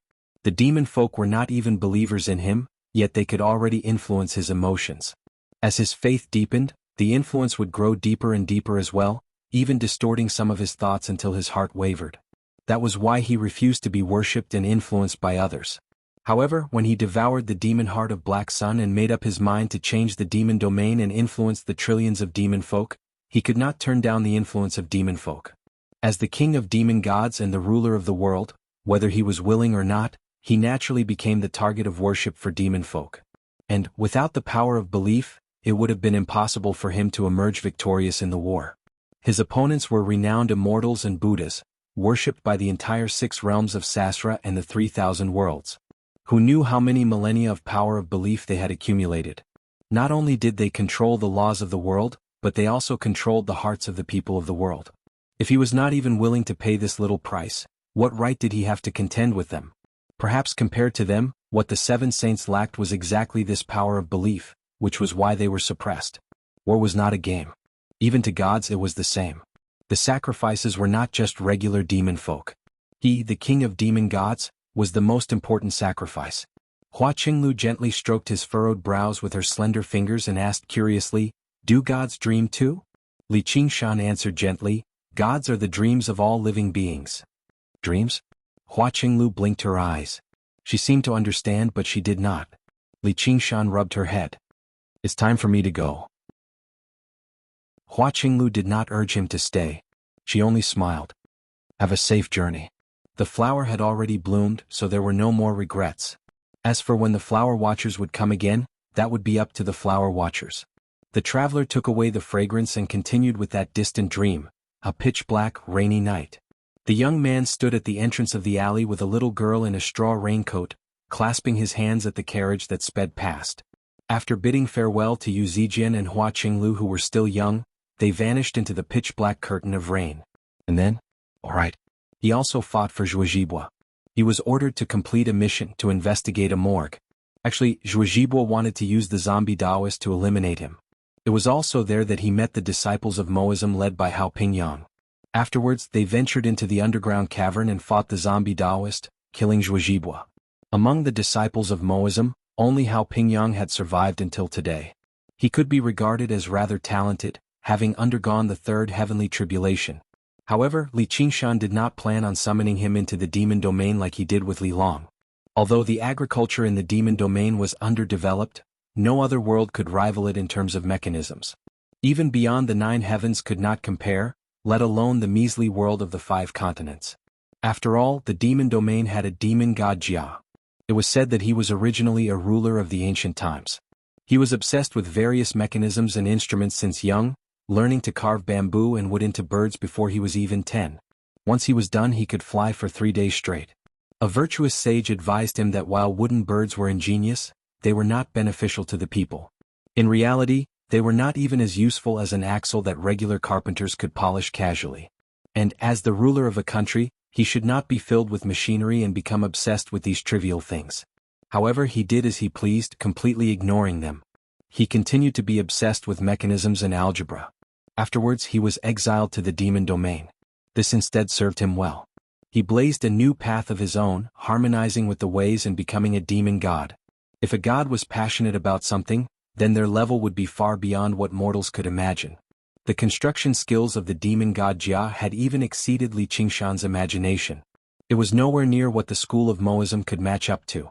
And over the past tens of millions of years, he had gathered a large group of evil gods and demon emperors who were skilled in this field. It was equivalent to having his own team of engineers. He was the perfect candidate for the position of Great Architect. The demon domain had already been unified. What came next was infrastructure. Whether it was water infrastructure, bridges, or roads, they all had to be built. This was a revolution against the heavens, so construction had to come first. Water infrastructure could increase the production of food, greatly increasing the population of the demon domain. Roads could connect the vast demon domain together, allowing armies to reinforce the front lines at any time. Chapter 1640. The World of the Five Continents. A man walked on the main road. It was early in the morning and the sun had yet to rise. The sky was hazy, and the vast plains stretched as far as the eye could see. The air was fresh and moist. It was refreshing and refreshing. His steps were particularly brisk, but he left behind a deep footprint with each step. He was filled with boldness and confidence. Even though the dew had soaked his clothes, he remained composed as if he was walking through his own courtyard. This was his world. His name was Li Qingshan. After leaving the blossoming island, the fragrance lingered at the tip of his nose. There was nothing more relaxing than the tenderness of a beauty, let alone the fact that she was a supreme beauty, the chief of all flowers. Even if he had traveled very far away, it would still leave him with endless aftertastes. As he recalled everything that had happened last night, he basically felt slightly tipsy as he rode on the cool morning breeze. He followed the trajectory of the river of memories on his journey back home this time, seeing old friends one by one. Li Long, Shenyue, Yuzijian, Hua Qinglu. He experienced many emotions. Although there was no lack of loneliness and sorrow, it was still joyful in general, especially in Hua Qinglu's dwelling. In particular, he had flipped through Hua Qinglu's dwelling, bathed, changed, and slept for an entire night. He felt light all over. Every single bone in his body had loosened up. Sure enough, there should be a rest like this after a great battle. However, it was exactly because of this that he was in no hurry to visit the next old friend. Instead, he strolled through the plains. That was because the old friend was far too special. She was a woman he had almost wanted to marry, Han Qiongji. Back then he was still young and inexperienced. Even though he possessed some strength, he had hidden it well. However, he just happened to receive the great affection of the first young miss of the Han family, who wanted to be with him regardless of the consequences. Who knew how many beauties he had come across in his life, but this was the first time something like this had ever happened to him. To him it was not just love. It was also an extremely special debt of gratitude. The time he spent with her could be said to be the most peaceful and comfortable period of his life. There weren't any strange feelings, and if it were written into a story, it definitely wouldn't be wonderful. However, it seemed to be extremely precious to him in this life. However, in the end he could not live his life in peace. All the things that happened after that, the deceit, the failure to keep the promise, and the parting. Even now he still felt guilty when he thought about it. Thus, he didn't want to see her in this state. He wanted to wait until the fragrance of the flowers dissipated and the aftertaste disappeared before he could face her. He couldn't help but shake his head. On this trip back to his hometown, many people's performances had exceeded his expectations. Sure enough, the human heart was the most unpredictable, even gods couldn't predict everything. Meanwhile, in the 100 Flowers Cave. Within the dense steam, Hua Qinglu currently stretched out her body, leaning against the edge of the hot spring comfortably. She smiled and thought, Big Brother Li, oh Big Brother Li, you think you're taking advantage of me, but you don't know that I'm using you to make up for my regrets from back then. In this world, who would have thought that the great Bai Hua fairy would never forget a man? But if they knew that the man's name was Li Qingshan, they wouldn't be surprised. However, Li Qingshan had always been a forgetful person. Facing the rising sun, he strode forward. As a result, as the sun rose, the aftertaste quickly vanished like morning dew. He sucked in a deep breath and inhaled the last bit of fragrance. Suddenly he broke into a smile. He felt like a husband who had gone out to have fun. Before he entered the house, he had to tidy up his emotions and excuse himself, wiping off the perfume and kiss marks. Just when he was about to cross the 10,000 kilometers in a single step and arrive before Han Qiongji, to give her a pleasant surprise, A strange buzzing suddenly rang through his head. He furrowed his brows in doubt and subconsciously listened. Everything within a radius of 50 kilometers was under his surveillance, but he failed to find the source of the sound. He could even expand the range of his surveillance to the point where he could hear everything in the world. However, the sound was only inches away, so close that it seemed like it was right next to his ear. He covered his ears with his hands again, cutting off all external sounds. However, the buzzing still did not vanish. His face sank as if he understood what it was. He slowly lowered his hands and exhaled gently, focusing all of his attention to distinguish the buzzing. Finally, he could hear it clearly. It was the sound of countless people, men, women, young and old. However, it was too light and too chaotic, so it sounded like a buzzing. At the same time, he also felt the gathering and growth of power. It was not very powerful, but it was like silk and strands, endless and different from normal spiritual power. Not only was he not happy, but his expression became even more serious. He stopped walking as if he was walking on thin ice and facing an abyss. "Isn't this what you want?" Li Qingshan smiled bitterly as he muttered to himself. He shook his head helplessly, his hands hanging weakly by his side. There was even a trace of sadness in his expression. Even when he faced the most terrifying enemies, he had never revealed such an expression when he was on the brink of death countless times. That power, that buzzing sound, was the so-called power of faith. Everything happened much faster than he had imagined. Perhaps last night's dream had already foreshadowed it. Like a ray of light shining through the darkest night, in the name of the demon god king, all hopes, wishes and beliefs were gathering towards him. Bit by bit, all rivers returned to the sea. As a result, the scarlet star shone brighter and brighter, gradually surpassing the 12 demonic stars that revolved around it that represented the 12 demon gods. In the past, beneath Black Cloud City and before the two armies, the military aura gathered by several 100,000 soldiers for a short period of time was enough to sweep through everything, let alone the belief of 100 trillion demon folk. It would definitely gather into unbelievably endless divine power. But what was the price? Li Qingshan had a rough idea. That was something even more precious than life, something he would rather die than lose, the 9 transformations of the demonic and divine, all for the sake of remaining unchanged. However, he probably would not be able to defeat the saying, "Rope saws through wood and dripping water wears through stone." He could already foresee that the influence of faith on him would grow greater and greater, deeper and deeper. This was the price he had to bear for the path he had chosen. That woman, Chen Rongji, had not even moved yet. The voice of a single demon folk might have been like the buzz of a mosquito, but the sound of 100 trillion demon folk gathered would definitely be thunderous, and it would be constant and never-ending. It would be filled with terror, fury, resentment, wails, all the negative emotions that could or could not be imagined in the world. Yeah, if he was satisfied with life, why would he need to pray to the gods and worship the Buddha? Even the human world could not satisfy him. Only the countless living beings would seek out the pure land of bliss, let alone the opposite of the pure land of bliss, the living beings of the demon domain that were filled with pain and torture. He clenched his hands and resisted the urge to cover his ears. He could sever all noise, sever all belief. However, he needed this power. The enemies in the sky were about to arrive. That man who seemed to be the embodiment of the heavens but wore the skin of a bear. The master of the hand that separated the pure land and the demonic land, the Tathagata Buddha. None of them were existences he could contend with right now. He needed the power of the living beings of the demon domain. Only then would he have a chance at openly contending against them. Chapter 1641. In the wilderness, Li Qingshan frowned and stood motionless. The red sun rose from the east. Before it had time to shine its light on the earth, a strong gust of wind blew in the sky, sweeping up a black cloud that was like a splash of ink. In the blink of an eye, it covered the sky. The rain poured down and the wind swept the earth. It was as if the Milky Way had burst its banks and was about to drown the entire world. Without warning, the morning suddenly became like the night. He stood in the middle of the night, unable to escape, unable to extricate himself.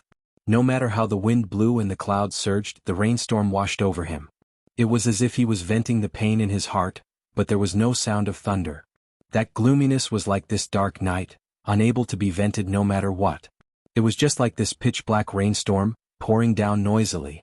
Within a radius of 1,000 miles, all living beings looked up and were shocked at this sudden change in the weather. They could faintly feel that there was an ominous sign hidden in it. Their mood also became heavy and oppressive, almost unable to breathe. Many ordinary people had already knelt on the ground, praying to the gods and Buddha. This was the power of the gods, connected to creation. With a thought, the wind and clouds changed color, and all living beings worshipped. The rainstorm caused the river to surge, the wind caused the houses to shake and the wheat to fall. Li Qingshan's heart moved and he heard many voices, which were filled with fear, begging the heavens to change their mind and stop this heavy rain. There were thousands of villages within a radius of 1,000 miles. If this heavy rain continued for a while, who knew how many people would be swallowed by the flood? Sigh. Li Qingshan let out a long sigh and took a deep breath. In an instant, the clouds and rain dispersed, and the blue sky became clear. Thus, all living beings were indescribably surprised, cheering and jumping for joy. They kowtowed again and again, prostrating themselves on the ground.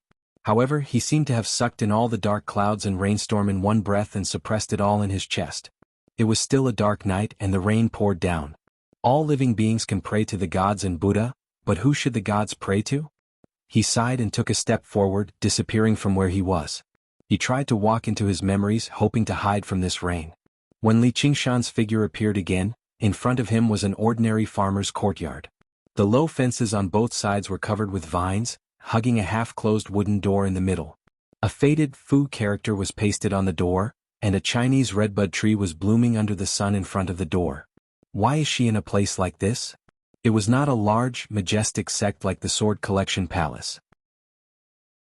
It was not like the 100 Flowers Cave abode, which was filled with blooming flowers and a beautiful secret realm in the forest. Li Qingshan was surprised. He looked around and sure enough it was just a regular village. It was definitely not an illusion. In any case, Han Qiongji was a cultivator who had survived 4 heavenly tribulations. Even if she did not have her own sect, she would definitely have her own cave abode. However, this small village could not be called a paradise. Smoke curled up from kitchen chimneys in the village. Chickens crowed and dogs barked. A wisp of smoke also rose from the small courtyard in front of him, and the smell of food and her scent came from behind the door. That's right.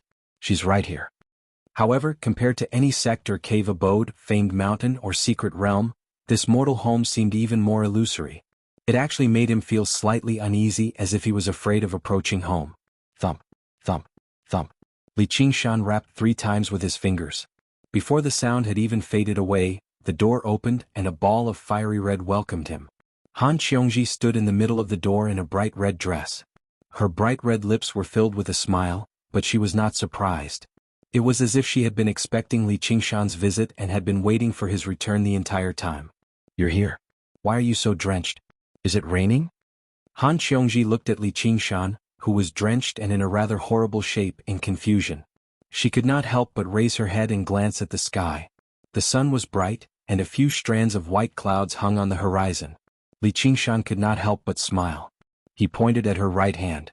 What are you doing? Are you trying to murder your husband? It turned out that Han Qiongji was holding a bloody kitchen knife in her hand. If an ordinary person saw this, they would probably be shocked. Han Qiongji rolled her eyes at him. She waved the kitchen knife and said as if it was a matter of course, "I'm cooking." Then she turned around and walked into the courtyard.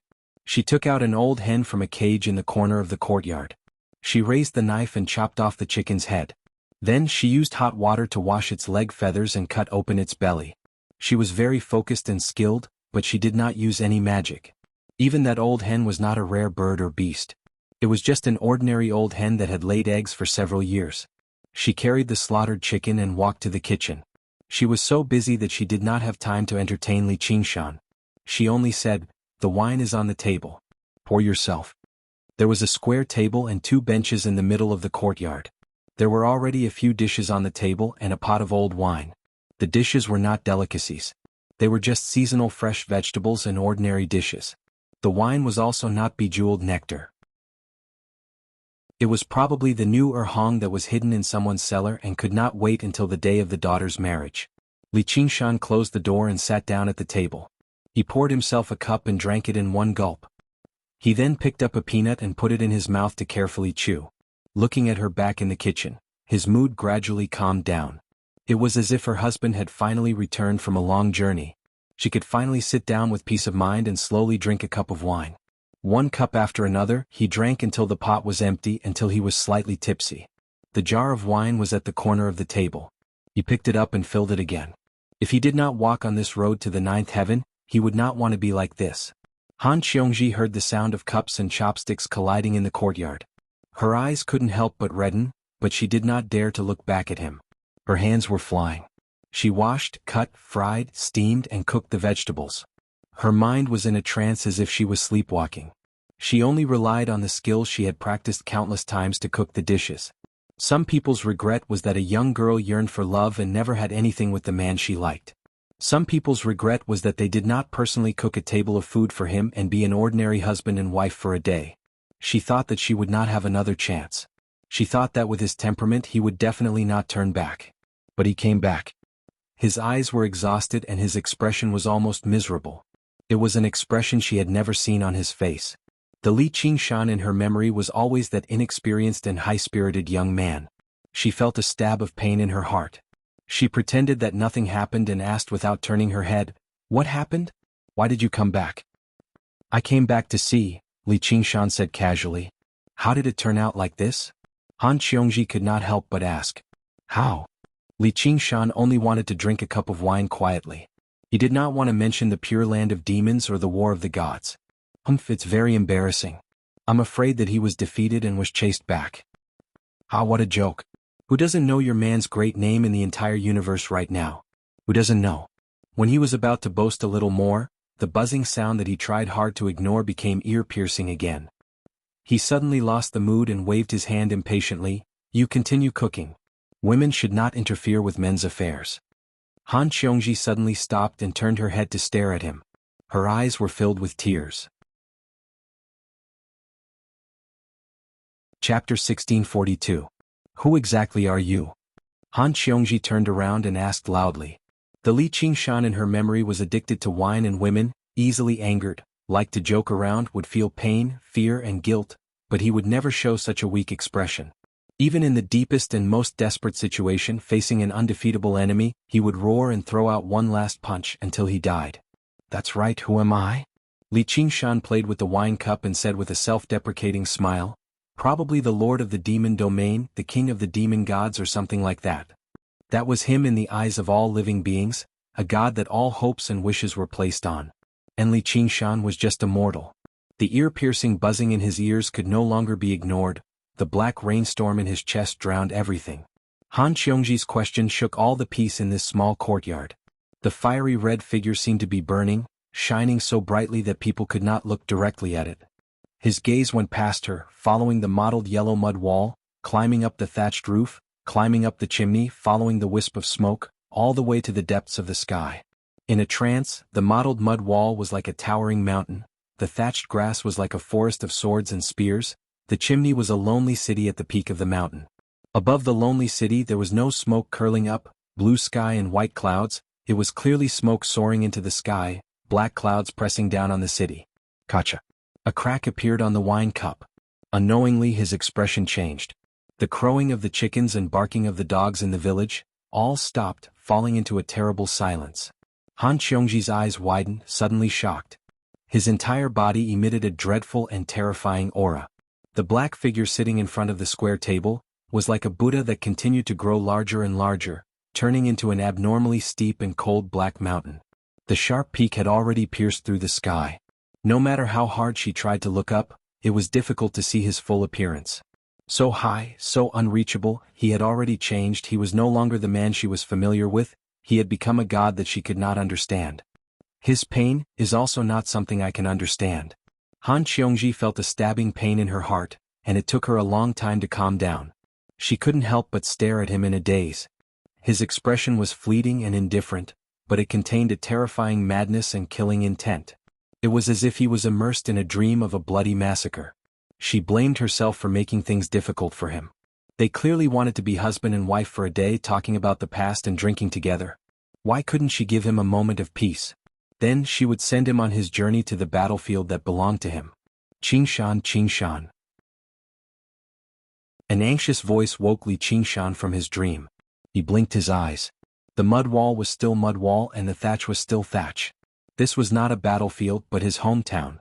The person in front of him wasn't an enemy but a lover. Han Qiongji shook his shoulders hard. Although her eyes were filled with tears, she bit her lips as if she had made up her mind. She said gently, "You're right. This is your business. I shouldn't interfere. Hurry up and continue eating. When I'm done, I'll drink with you to my heart's content." Sorry, I was distracted. Li Qingshan focused his mind and smiled. The crack on the wine cup in his hand healed. The village was still filled with the sounds of chickens crowing and dogs barking. Smoke curled up from the chimneys. It was as if nothing had happened. It was also as if they had reached some kind of tacit agreement. Some things shouldn't be looked into. Li Qingshan reached out his hand to wipe away the tears on Han Xiongji's face. He smiled and said, "What are you crying for? Your man isn't dead yet."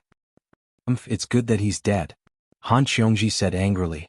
This kind of inauspicious words was not a taboo for them. She, who was born in the military school, had never taken the words life and death too seriously. Just now, even if she heard that he had died in battle, she might not lose control of her emotions like this. She would only silently prepare to avenge him. If she succeeded, she would succeed. If she failed, she would die. It wasn't a big deal. It was just that the fledgling, high-spirited young man was too deeply engraved in her heart. For a moment, she couldn't admit that he was the same person as the lonely man in front of her. Moreover, this kind of change was too unexpected. She originally thought that he would be even more high-spirited and complacent after advancing bravely until he was on par with the gods. What kind of suffering did he go through to turn a man like that into this? She resisted the urge to ask. She returned to the kitchen and continued to prepare food. Li Qingshan looked at her busy figure and sighed silently. He really wasn't a person who liked to moan and complain. Scars weren't glory. They were just scars left behind by injuries. Of course, it wasn't a disgrace. It was just that when you showed your scars to others, those who hated you would only laugh at your incompetence and weakness, and find pleasure in it. Those who love you will grieve for you and even advise you to change to another path.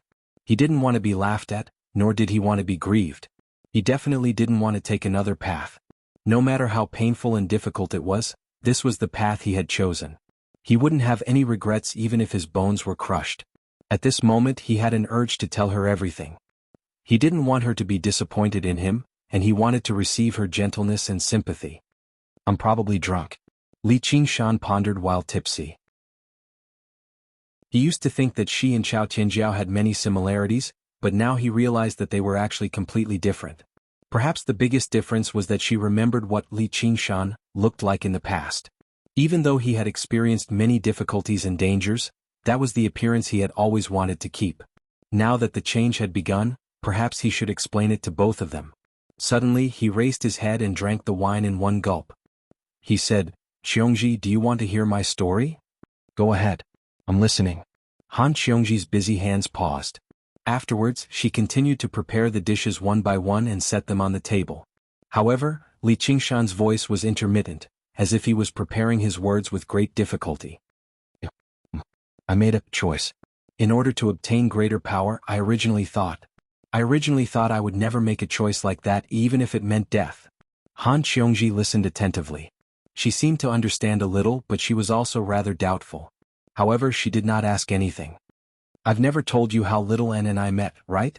Li Qingshan's thoughts ran wild, but he did not start from his various experiences in the human realm or the demon domain. Instead, he talked about the origins of everything. Han Xiongji nodded. "Back then, I was still in Crouching Ox Village. I was much weaker than when I first met you. I really was miserable.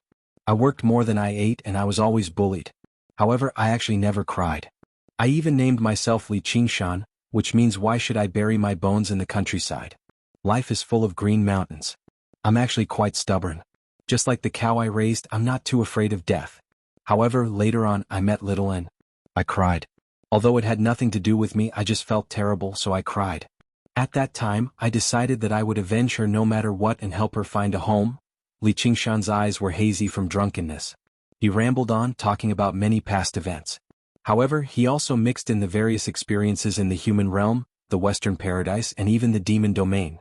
He was disorderly, completely lacking his usual straightforwardness. Perhaps he really was drunk. Many years later, in the depths of the demon domain, he cried again. For the sake of a child, he made a decision. Perhaps the ending of the story had already been decided at the beginning. He who had not changed had made the same choice. No matter how much he yearned for the freedom of an eagle, he was destined to be a cow, and could only carry a heavy burden. "I want to go to Qingqi Mountain. There's no other way." The sun gradually rose. Unknowingly, the whole table was filled with dishes. Han Qiongji sat opposite Li Qingshan and listened silently. She listened to those bizarre and dazzling encounters, listened to those distant past events, and listened to his painful choices again and again. There were several times when she wanted to stand up and hug him tightly in her arms. However, she didn't move. Instead, she clenched her fists and bit her lips, as if she was also making a painful choice.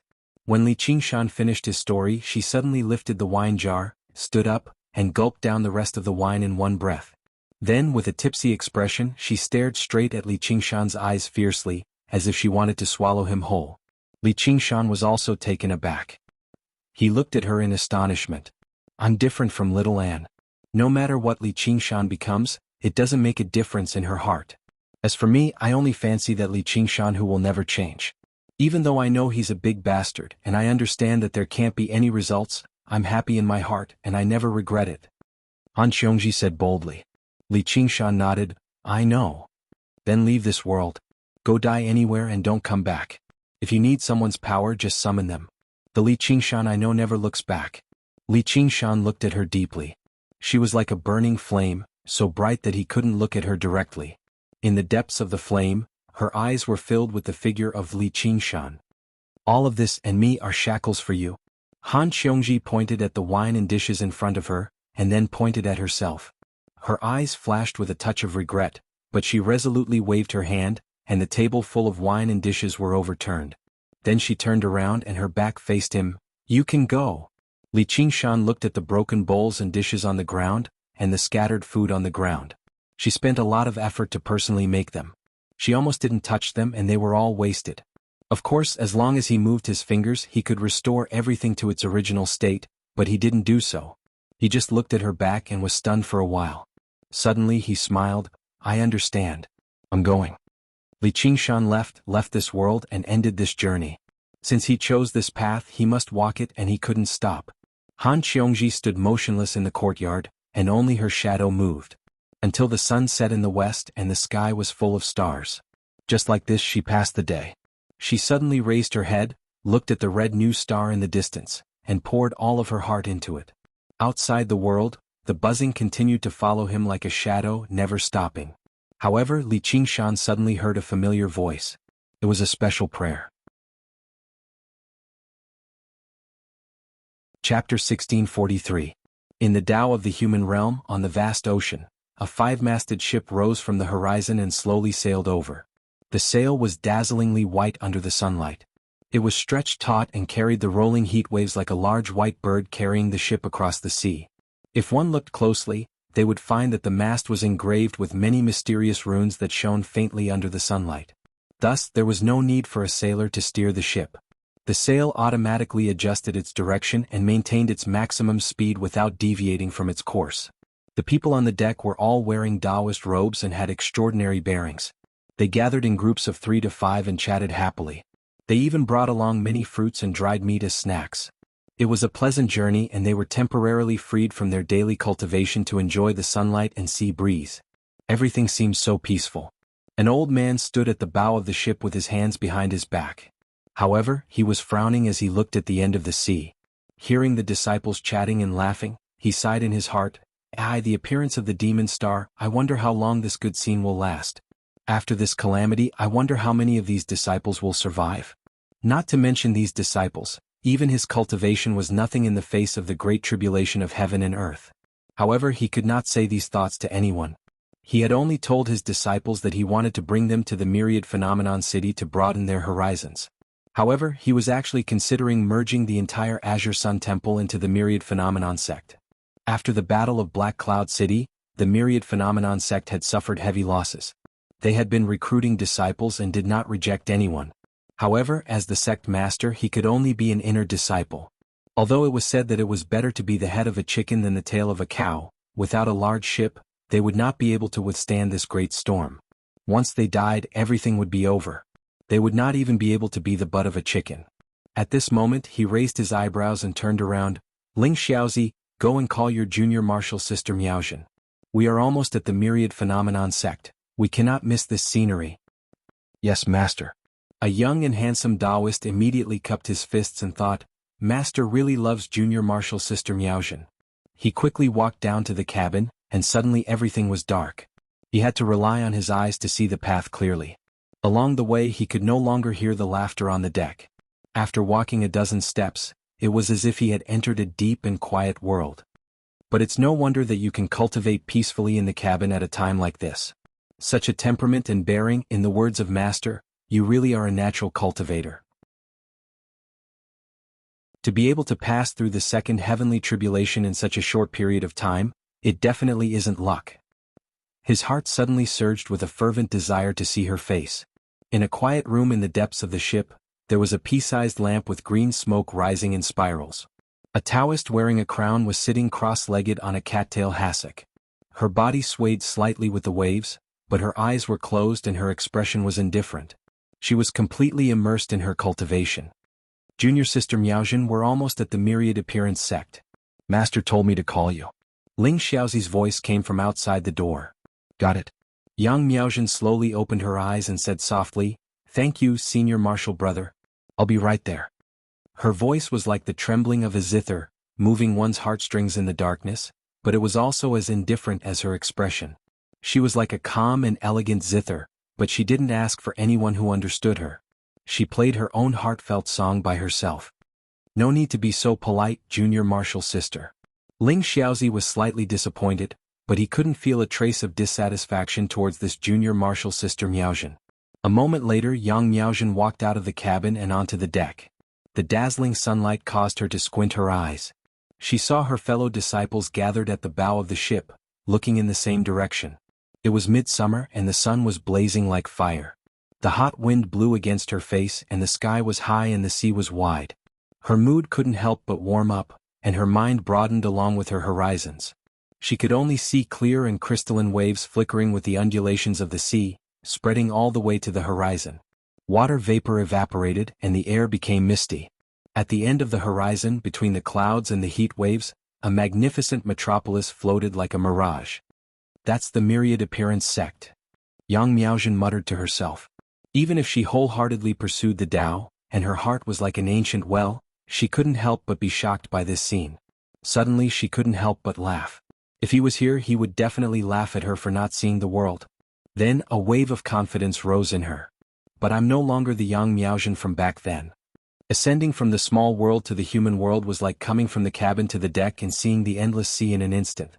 Only then did he realize how small he was at the beginning, and that the invincible chivalrous king who shook the world was only a strong cultivator. It was only in the small world that he seemed so strong. Maybe his real cultivation base was even weaker than her master's. She couldn't help but look at the old man at the bow of the ship and cupped her hands in greeting. The old man also smiled and nodded at her. Her master, Taoist Master Qing Yang, was a Yin spirit cultivator who had crossed 4 heavenly tribulations. He established the Qingyang temple with his own strength, but it was only a small sect in the human realm. She heard that she was about to arrive at the myriad appearance sect. She stared at the mirage at the end of the sea and sky. A person who had crossed 4 heavenly tribulations could only become a disciple. Only a young spirit cultivator who had crossed 5 heavenly tribulations could become a successor disciple. However, it was only a disciple. Above them, there was the human immortal sect leader who had crossed 6 heavenly tribulations, and the true immortal sect leader. True immortal was already an unfathomable and inconceivable existence for her. It was also the goal that she had been pursuing all her life. She didn't know if he was still trapped in the small world. No, with his ability he probably had already broken free.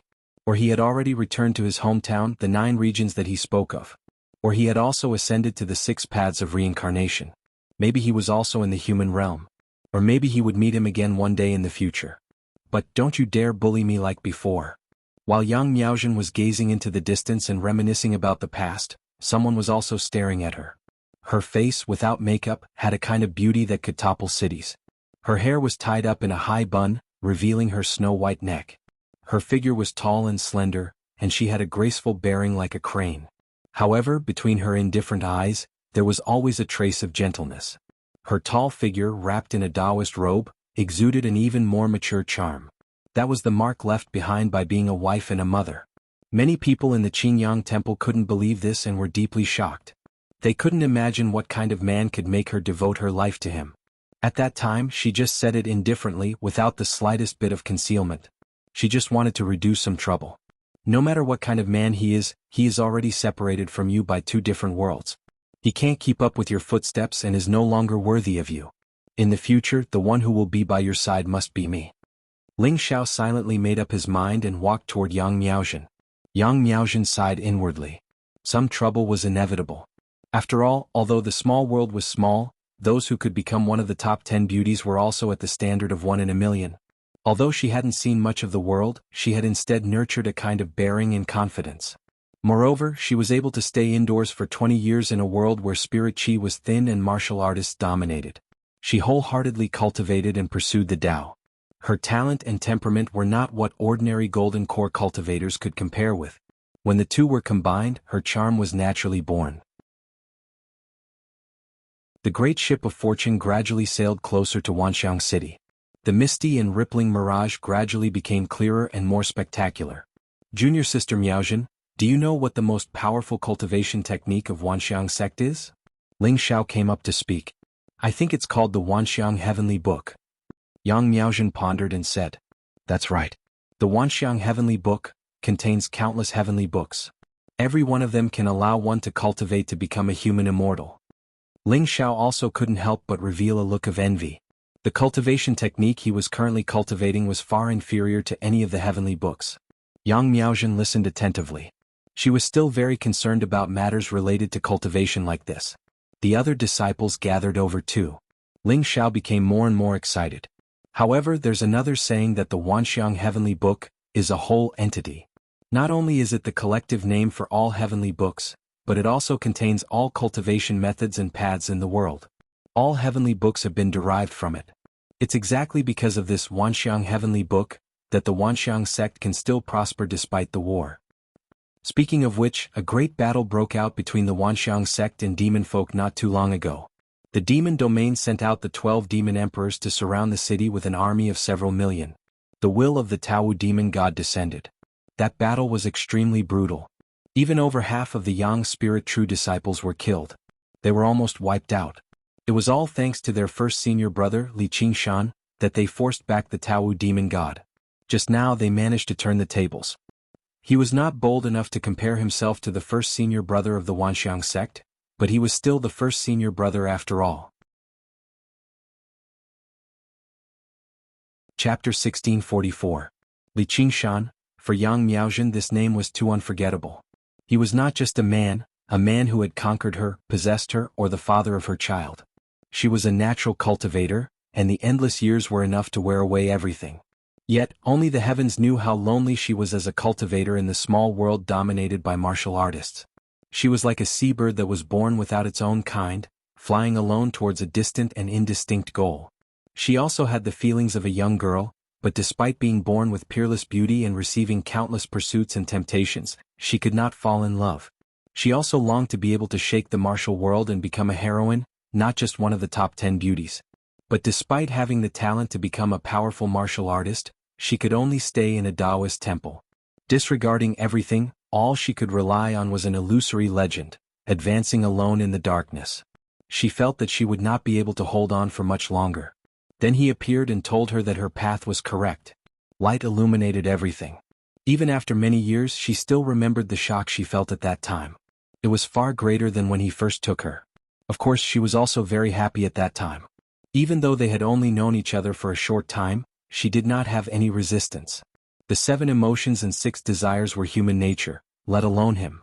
Others said that she was innately cold, but he said that the path of cultivation was destined to be lonely. She still remembered when they parted. He said, "No matter how indifferent you appear, I know that you are a person who values relationships.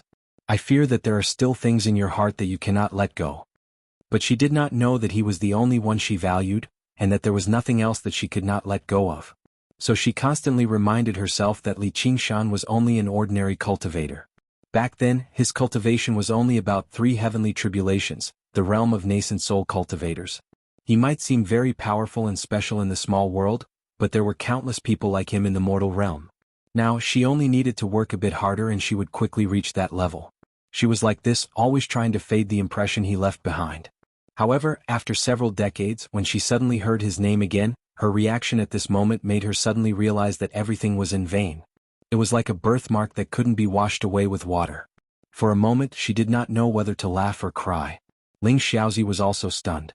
He had never seen such a vivid expression appear on Yang Miaozhen's face. It was 10 times more moving than any time in his memory. If he could spend the rest of his life with her and see this kind of expression from her all the time, he would be more than a deity. It wouldn't even matter if he could become a deity or not. The disciples were completely immersed in this legend and they discussed it. Even young god cultivators can die. Are demon folk so terrifying? Is the Tao demon god a true immortal? Nonsense. Of course it's a true immortal. All 12 demon gods of the demon region are true immortals. Senior brother, how is that Li Qingshan so powerful? Everything that Ling Xiaozi mentioned was far too distant to them. Young god cultivators were already existences beyond their reach, and demon gods were even more unbelievable. As for what kind of monster Li Qingshan who had forced back a demon god was, they could not even imagine it. True Master Qing Yang shook his head and interrupted, that Li Qingshan isn't just powerful. I heard that it's only been a few decades since he ascended to the human realm. In the beginning he was only at the 3rd heavenly tribulation, but it's said that he's already undergone the 6th heavenly tribulation now. He's been received into Elysium to become a divine general of the Samaras. Clearly he had investigated the situation of the myriad sect carefully before this, and as the leader of the direct disciples, the first senior brother Li Qingshan, was an existence that could not be ignored. But as he spoke, he was also frowning with a look of disbelief on his face, not much different from the other disciples. How is this possible? The disciples all cried out and fell into an uproar. Even Ling Xiaozi was no exception. Clearly he had only heard about Li Qingshan's achievements from hearsay. He did not know as much as true Master Qing Yang. To be able to undergo the 2nd heavenly tribulation in a few short decades and reach the peak of golden core cultivators, Yang Miaozhen was already a supreme genius in their eyes. However, to undergo the 4th, 5th, and 6th heavenly tribulation, which was even more difficult in the same amount of time, it seemed completely impossible no matter how they thought about it. The shock was just too great such that they forgot to respect their masters. They could not help but become doubtful. Only Yang Miaozhen was not surprised at all. She only understood slightly, confirming her own judgment. Li Qingshan in the miniature world back then was indeed only at the 3rd heavenly tribulation. Of course, although there were many people with the same name in the world, Li Qingshan was not a particularly rare name, but she had almost no hesitation and could be 100% sure. Li Qingshan was that Li Qingshan. No matter how many Li Qingshan there were in the world, apart from that Li Qingshan, there was no other Li Qingshan who could do such a thing. It did not seem strange that the chivalrous lord who had played around in the miniature world continued to play around in the human world. That man is like this.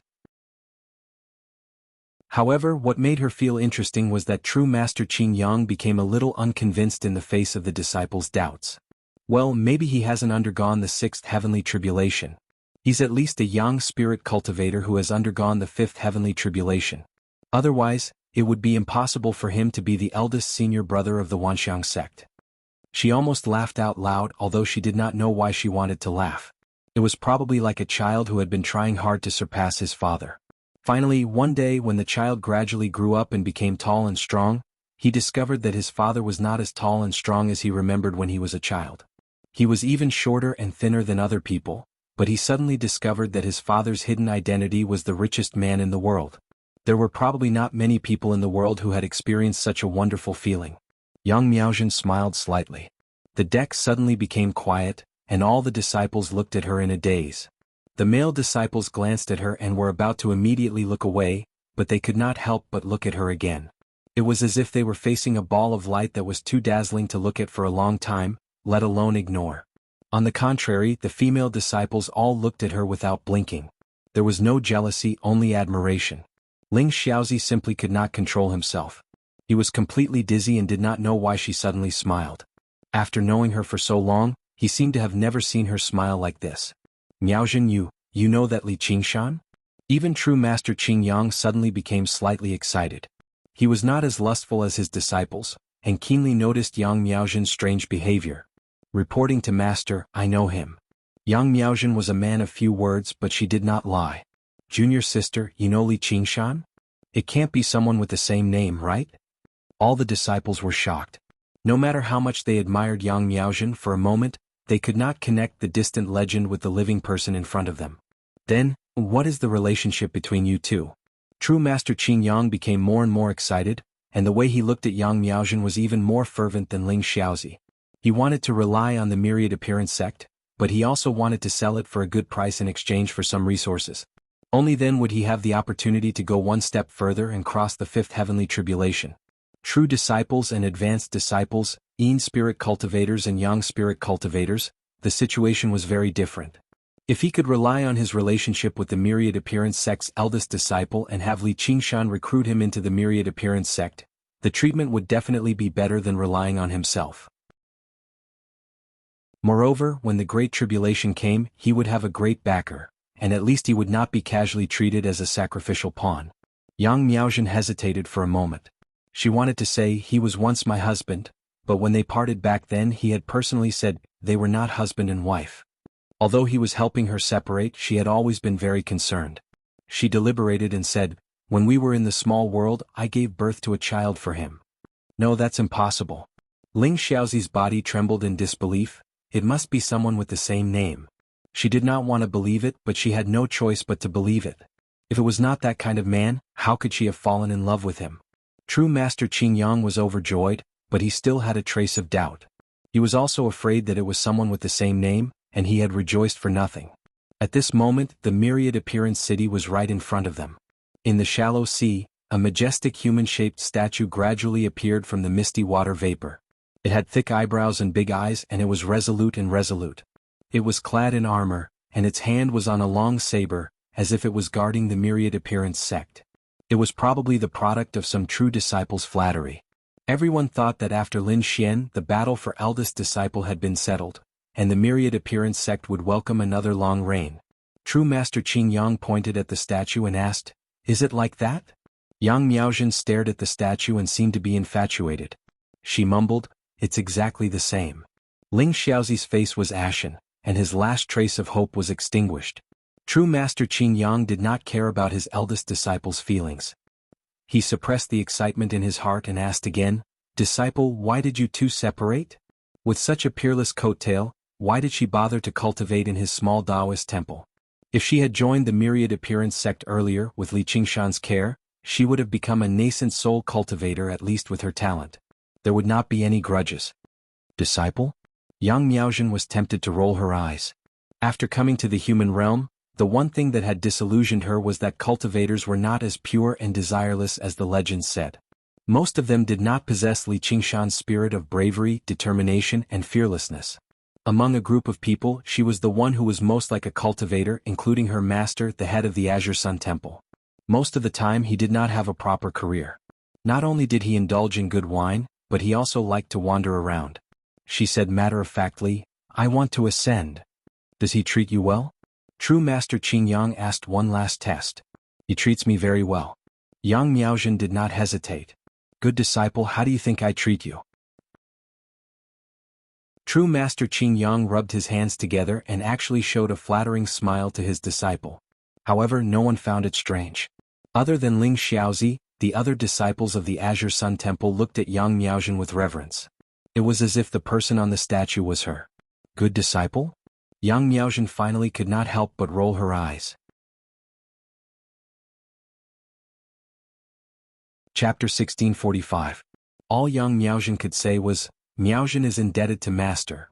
The sect master roused with vigor, so he no longer kept it a secret. He finally revealed his true objective, to merge the entire Green Sun Monastery into the Myriad sect.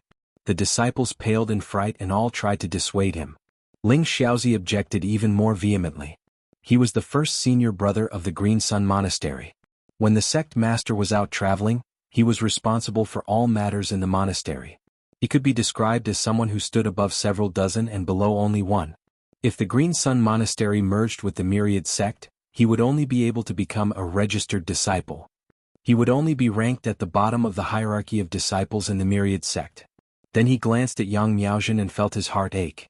If the Green Sun Monastery really does merge with the Myriad sect, junior sister Miaozhen will be able to reconnect with that Li Qingshan, but I'll forever have to rely on him.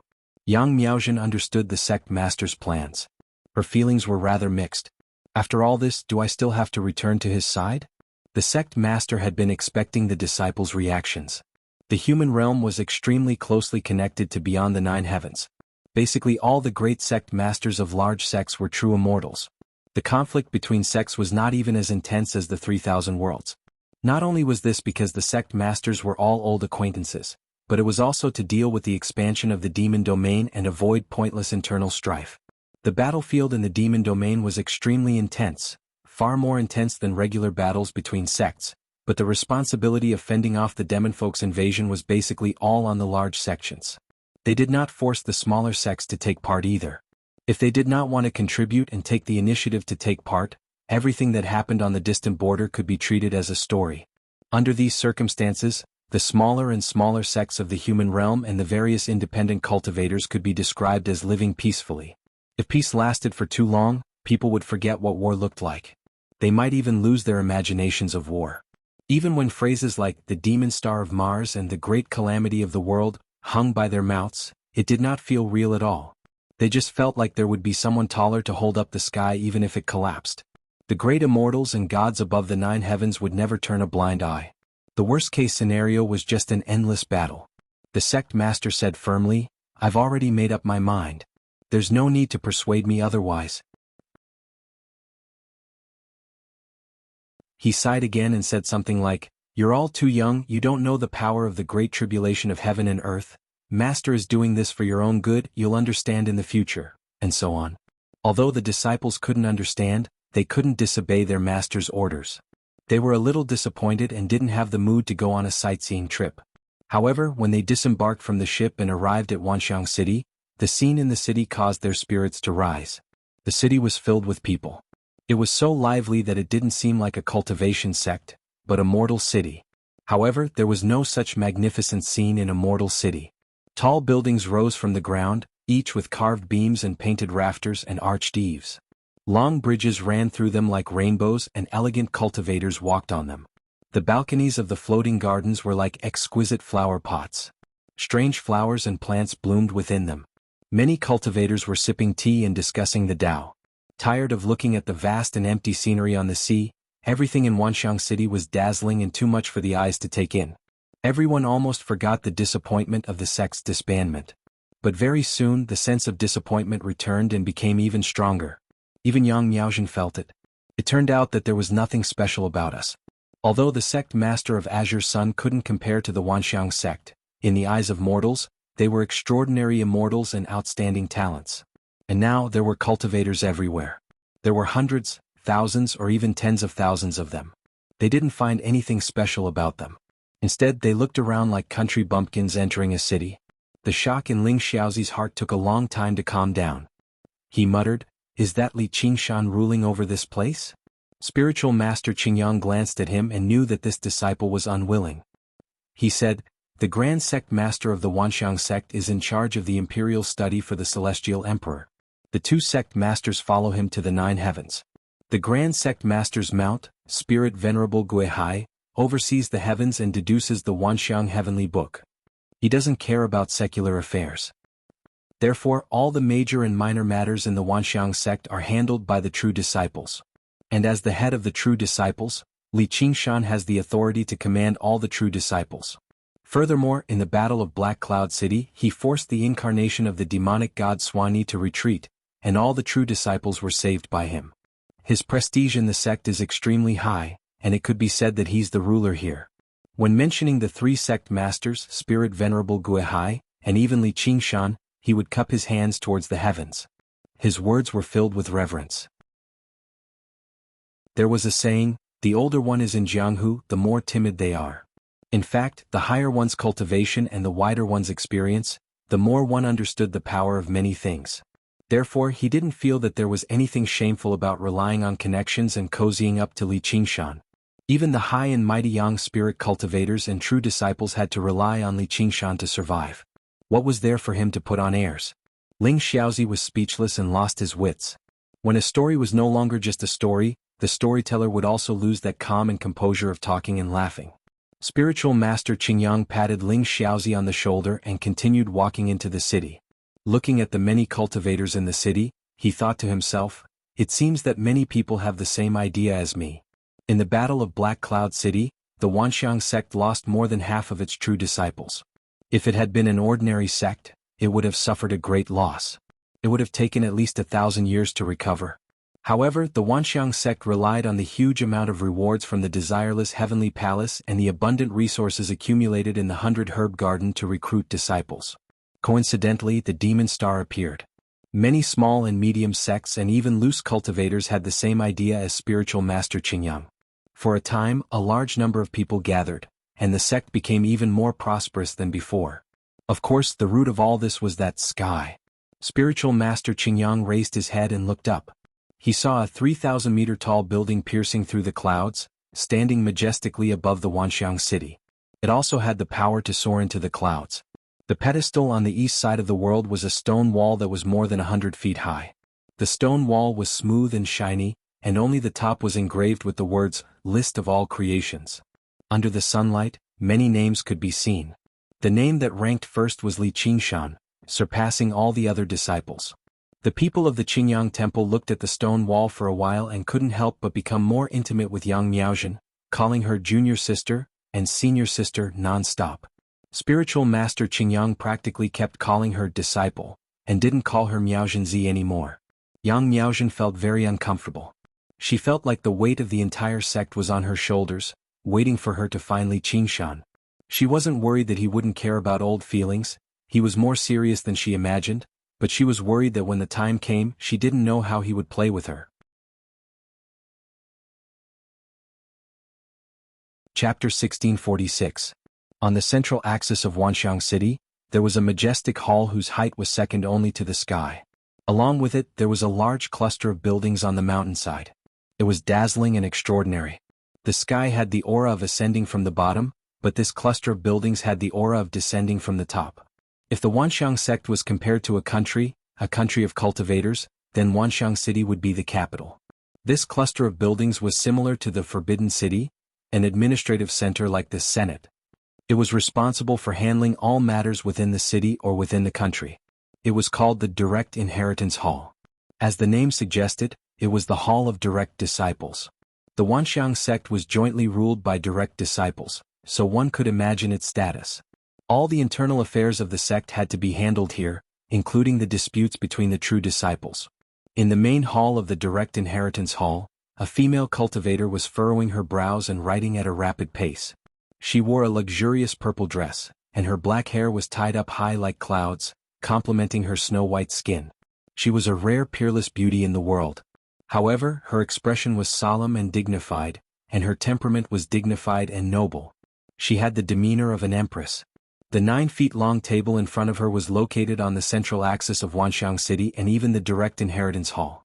It was the third senior sister, Dai Mingfan, who was in charge of the Direct Inheritance Hall. No matter who was the eldest senior brother, she would always be the third senior sister.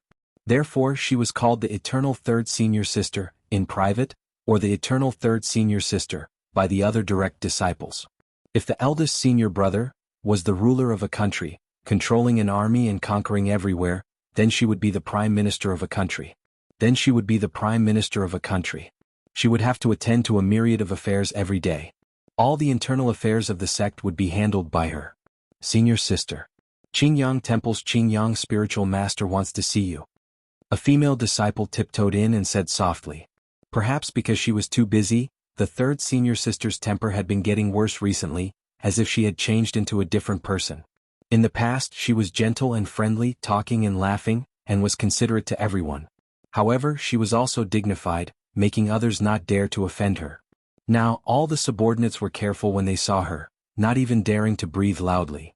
I won't see you. Sure enough, Dai Mingfan didn't even raise her head. Her tone was filled with impatience. In the blink of an eye, all the information about the Qingyang Temple, its origin, development, current situation, the names and cultivation of the chief and the main disciples, was in his grasp. He immediately came to a conclusion.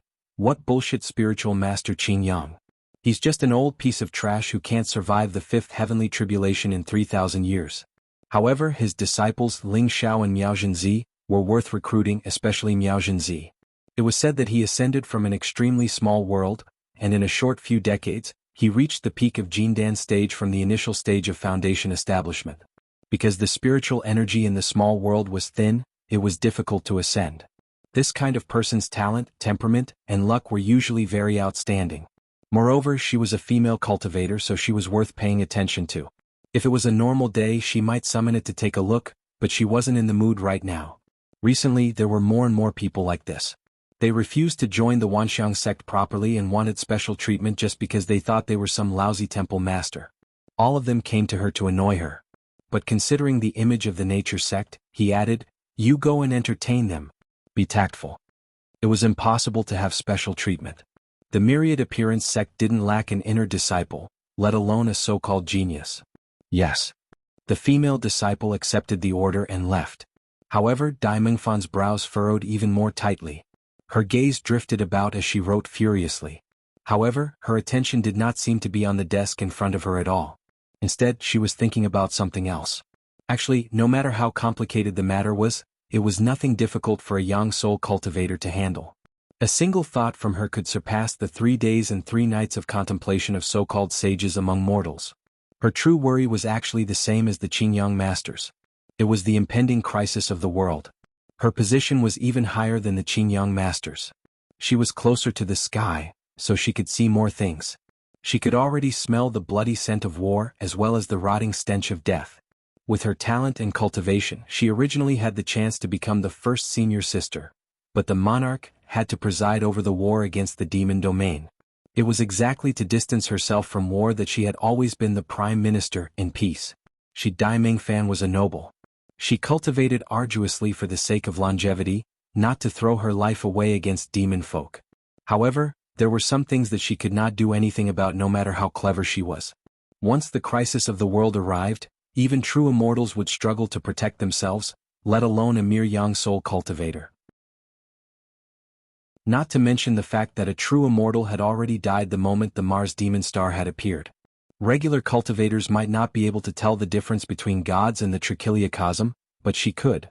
Back then, she watched helplessly as the star erupted with bright light, tore through the sky and fell towards the ground.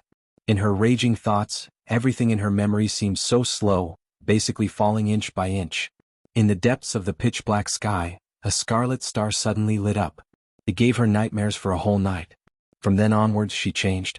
Panic, anxiety, the impending crisis. In a flash of her thoughts, there were also the worries of fools among mortals, the worries that they could not resolve even after contemplating for 3 days and 3 nights. She was like a gambler who owed a loan shark money. The creditor would come knocking on her door the next day, and she would bring over a dozen thugs with her, yet she could not even produce a single cent. The atmosphere of the entire Wanxiang sect also changed. Guihai Lingzuan closed the sky, no longer read any books and no longer saw anyone. The inherited disciples all began to cultivate desperately, or collect magic weapons to prepare for the great crisis.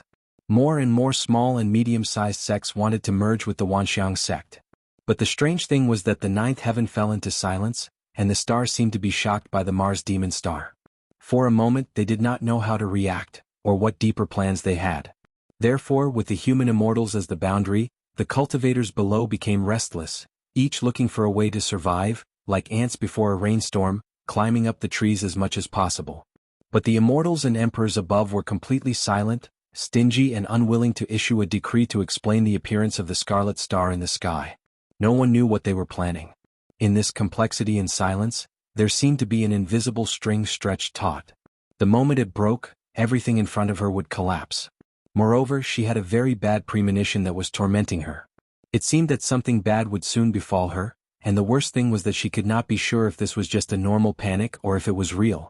She could only work hard to focus her thoughts on the work in front of her, and gain a sense of control over her fate. Her right hand drew a series of afterimages, and the printing machine filled up the white paper. Just when she felt that she was about to succeed, the female disciple just now walked in again, immediately interrupting her thoughts. What now? There was a hint of anger in her voice. Third senior sister, spiritual master Qingyang has a female disciple. He said that she is an old friend of eldest senior brother, the female disciple said with a trembling voice. Dai Mingfan stopped writing and looked up. Really? That's what he said.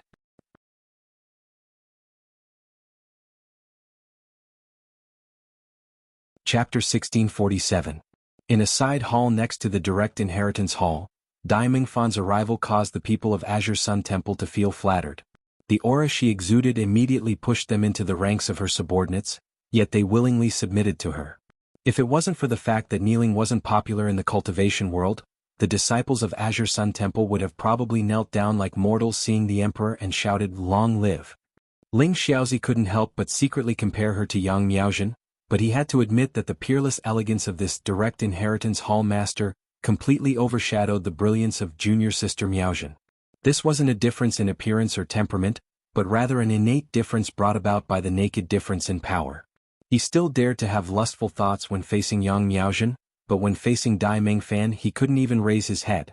His mind was blank, not daring to have any distracting thoughts. Senior.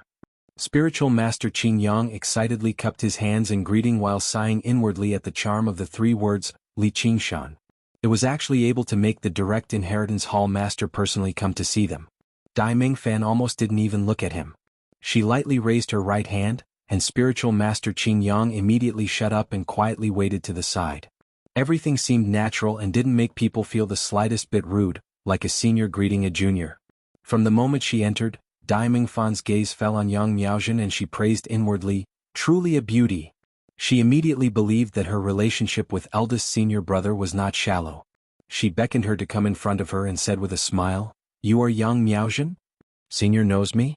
Yang Miaozhen couldn't help but walk over, feeling overwhelmed by the favor. "Of course, everyone of Azure Sun Temple, especially fellow Daoist Qing Yang, I have long heard of your great name." Dai Mingfan's gaze swept across the people of Azure Sun Temple before returning to Yang Miaozhen. "Calling me senior is too distant. Junior sister, since you want to join the Myriad Appearance sect, you can call me senior sister in the future." The people of Azure Sun Temple couldn't help but let out envious gasps as their gazes focused on Yang Miaozhen's face. "Senior. Senior sister." Yang Miaozhen's heart was thumping loudly, her cheeks were hot and red. She needed to use all her strength to calm her mind so that she wouldn't be completely affected by this charming and amiable senior sister Dai in front of her. "Junior martial sister, why don't you become a disciple and get used to the environment of the Myriad Appearance sect? What do you think?" Dai Mingfan lightly held Yang Miaozhen's hand and spoke in a negotiating tone. "This, my cultivation seems to be, then it's settled." Although the ranking of the Myriad Phenomenon sect wasn't based on individual cultivation, but rather on contributions to the sect, the position of Hall Disciple was usually reserved for nascent soul cultivators who had gone through 3 heavenly tribulations. After all, it was impossible to make so many contributions without that level of cultivation. However, Dai Mingfan could adjust these rules flexibly. Contribution points could be slowly increased, and cultivation could be slowly increased. Since she was eldest senior brother's old friend, as his junior sister, she had to take care of her. It could also be considered as forming a good karma. Maybe she could save his life in the future. If it wasn't for the feelings of Chao Qianjiao in the 9 heavens, who wished she could also become eldest senior brother's old friend, the current him was probably even more reliable than before. Perhaps no one in the Myriad Appearance sect could imagine that the dignified third senior sister would actually have such worldly thoughts. However, to her, the most important thing was to live. The fundamental purpose of cultivation was to live a long life. If she couldn't live, everything would be an illusion. If she was trapped in the chaotic demon cocoon in the Cold Blood Pass, she would probably have immediately fallen to the demon emperor. Only Spiritual Master Qing Yang suddenly realized that this high and mighty direct hall master was just like him. He was also trying his best to cling on to eldest senior brother Li Qingshan's thigh. A storm was approaching, and all the weak were trying their best to cling onto the wings of the strong. However, in the Great Tribulation, how many people could be called absolute experts? Perhaps Li Qingshan was one of them.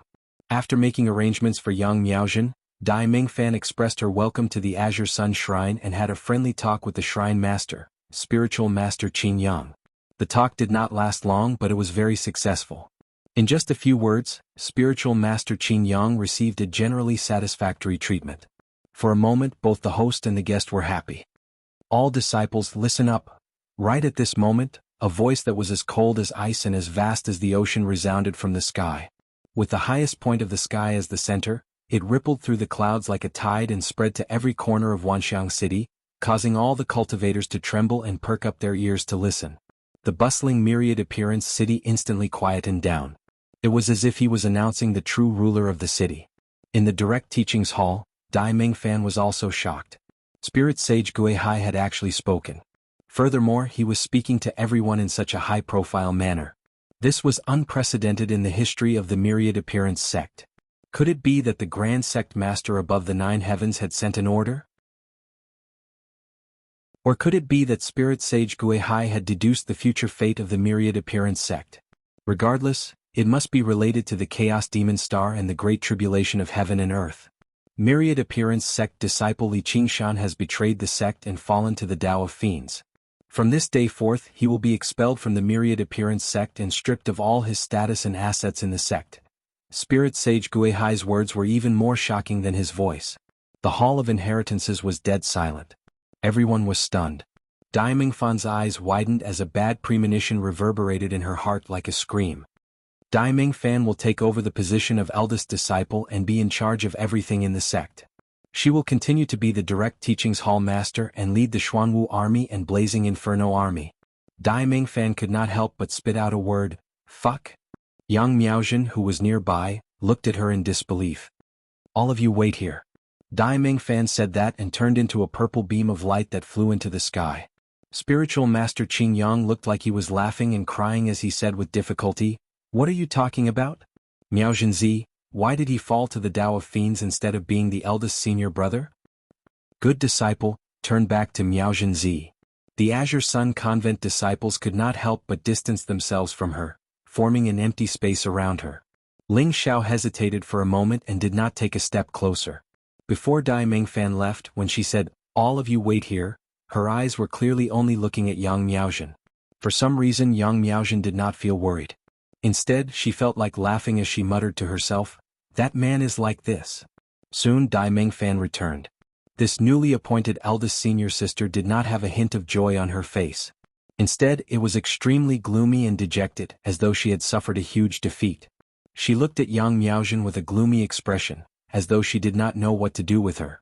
The other Azure Sun convent disciples could not help but distance themselves from her, afraid that a fire at the city gates would implicate the fish in the moat. Spiritual Master Qing Yang could only sigh inwardly and pray for his own good. However, he had already achieved his goal.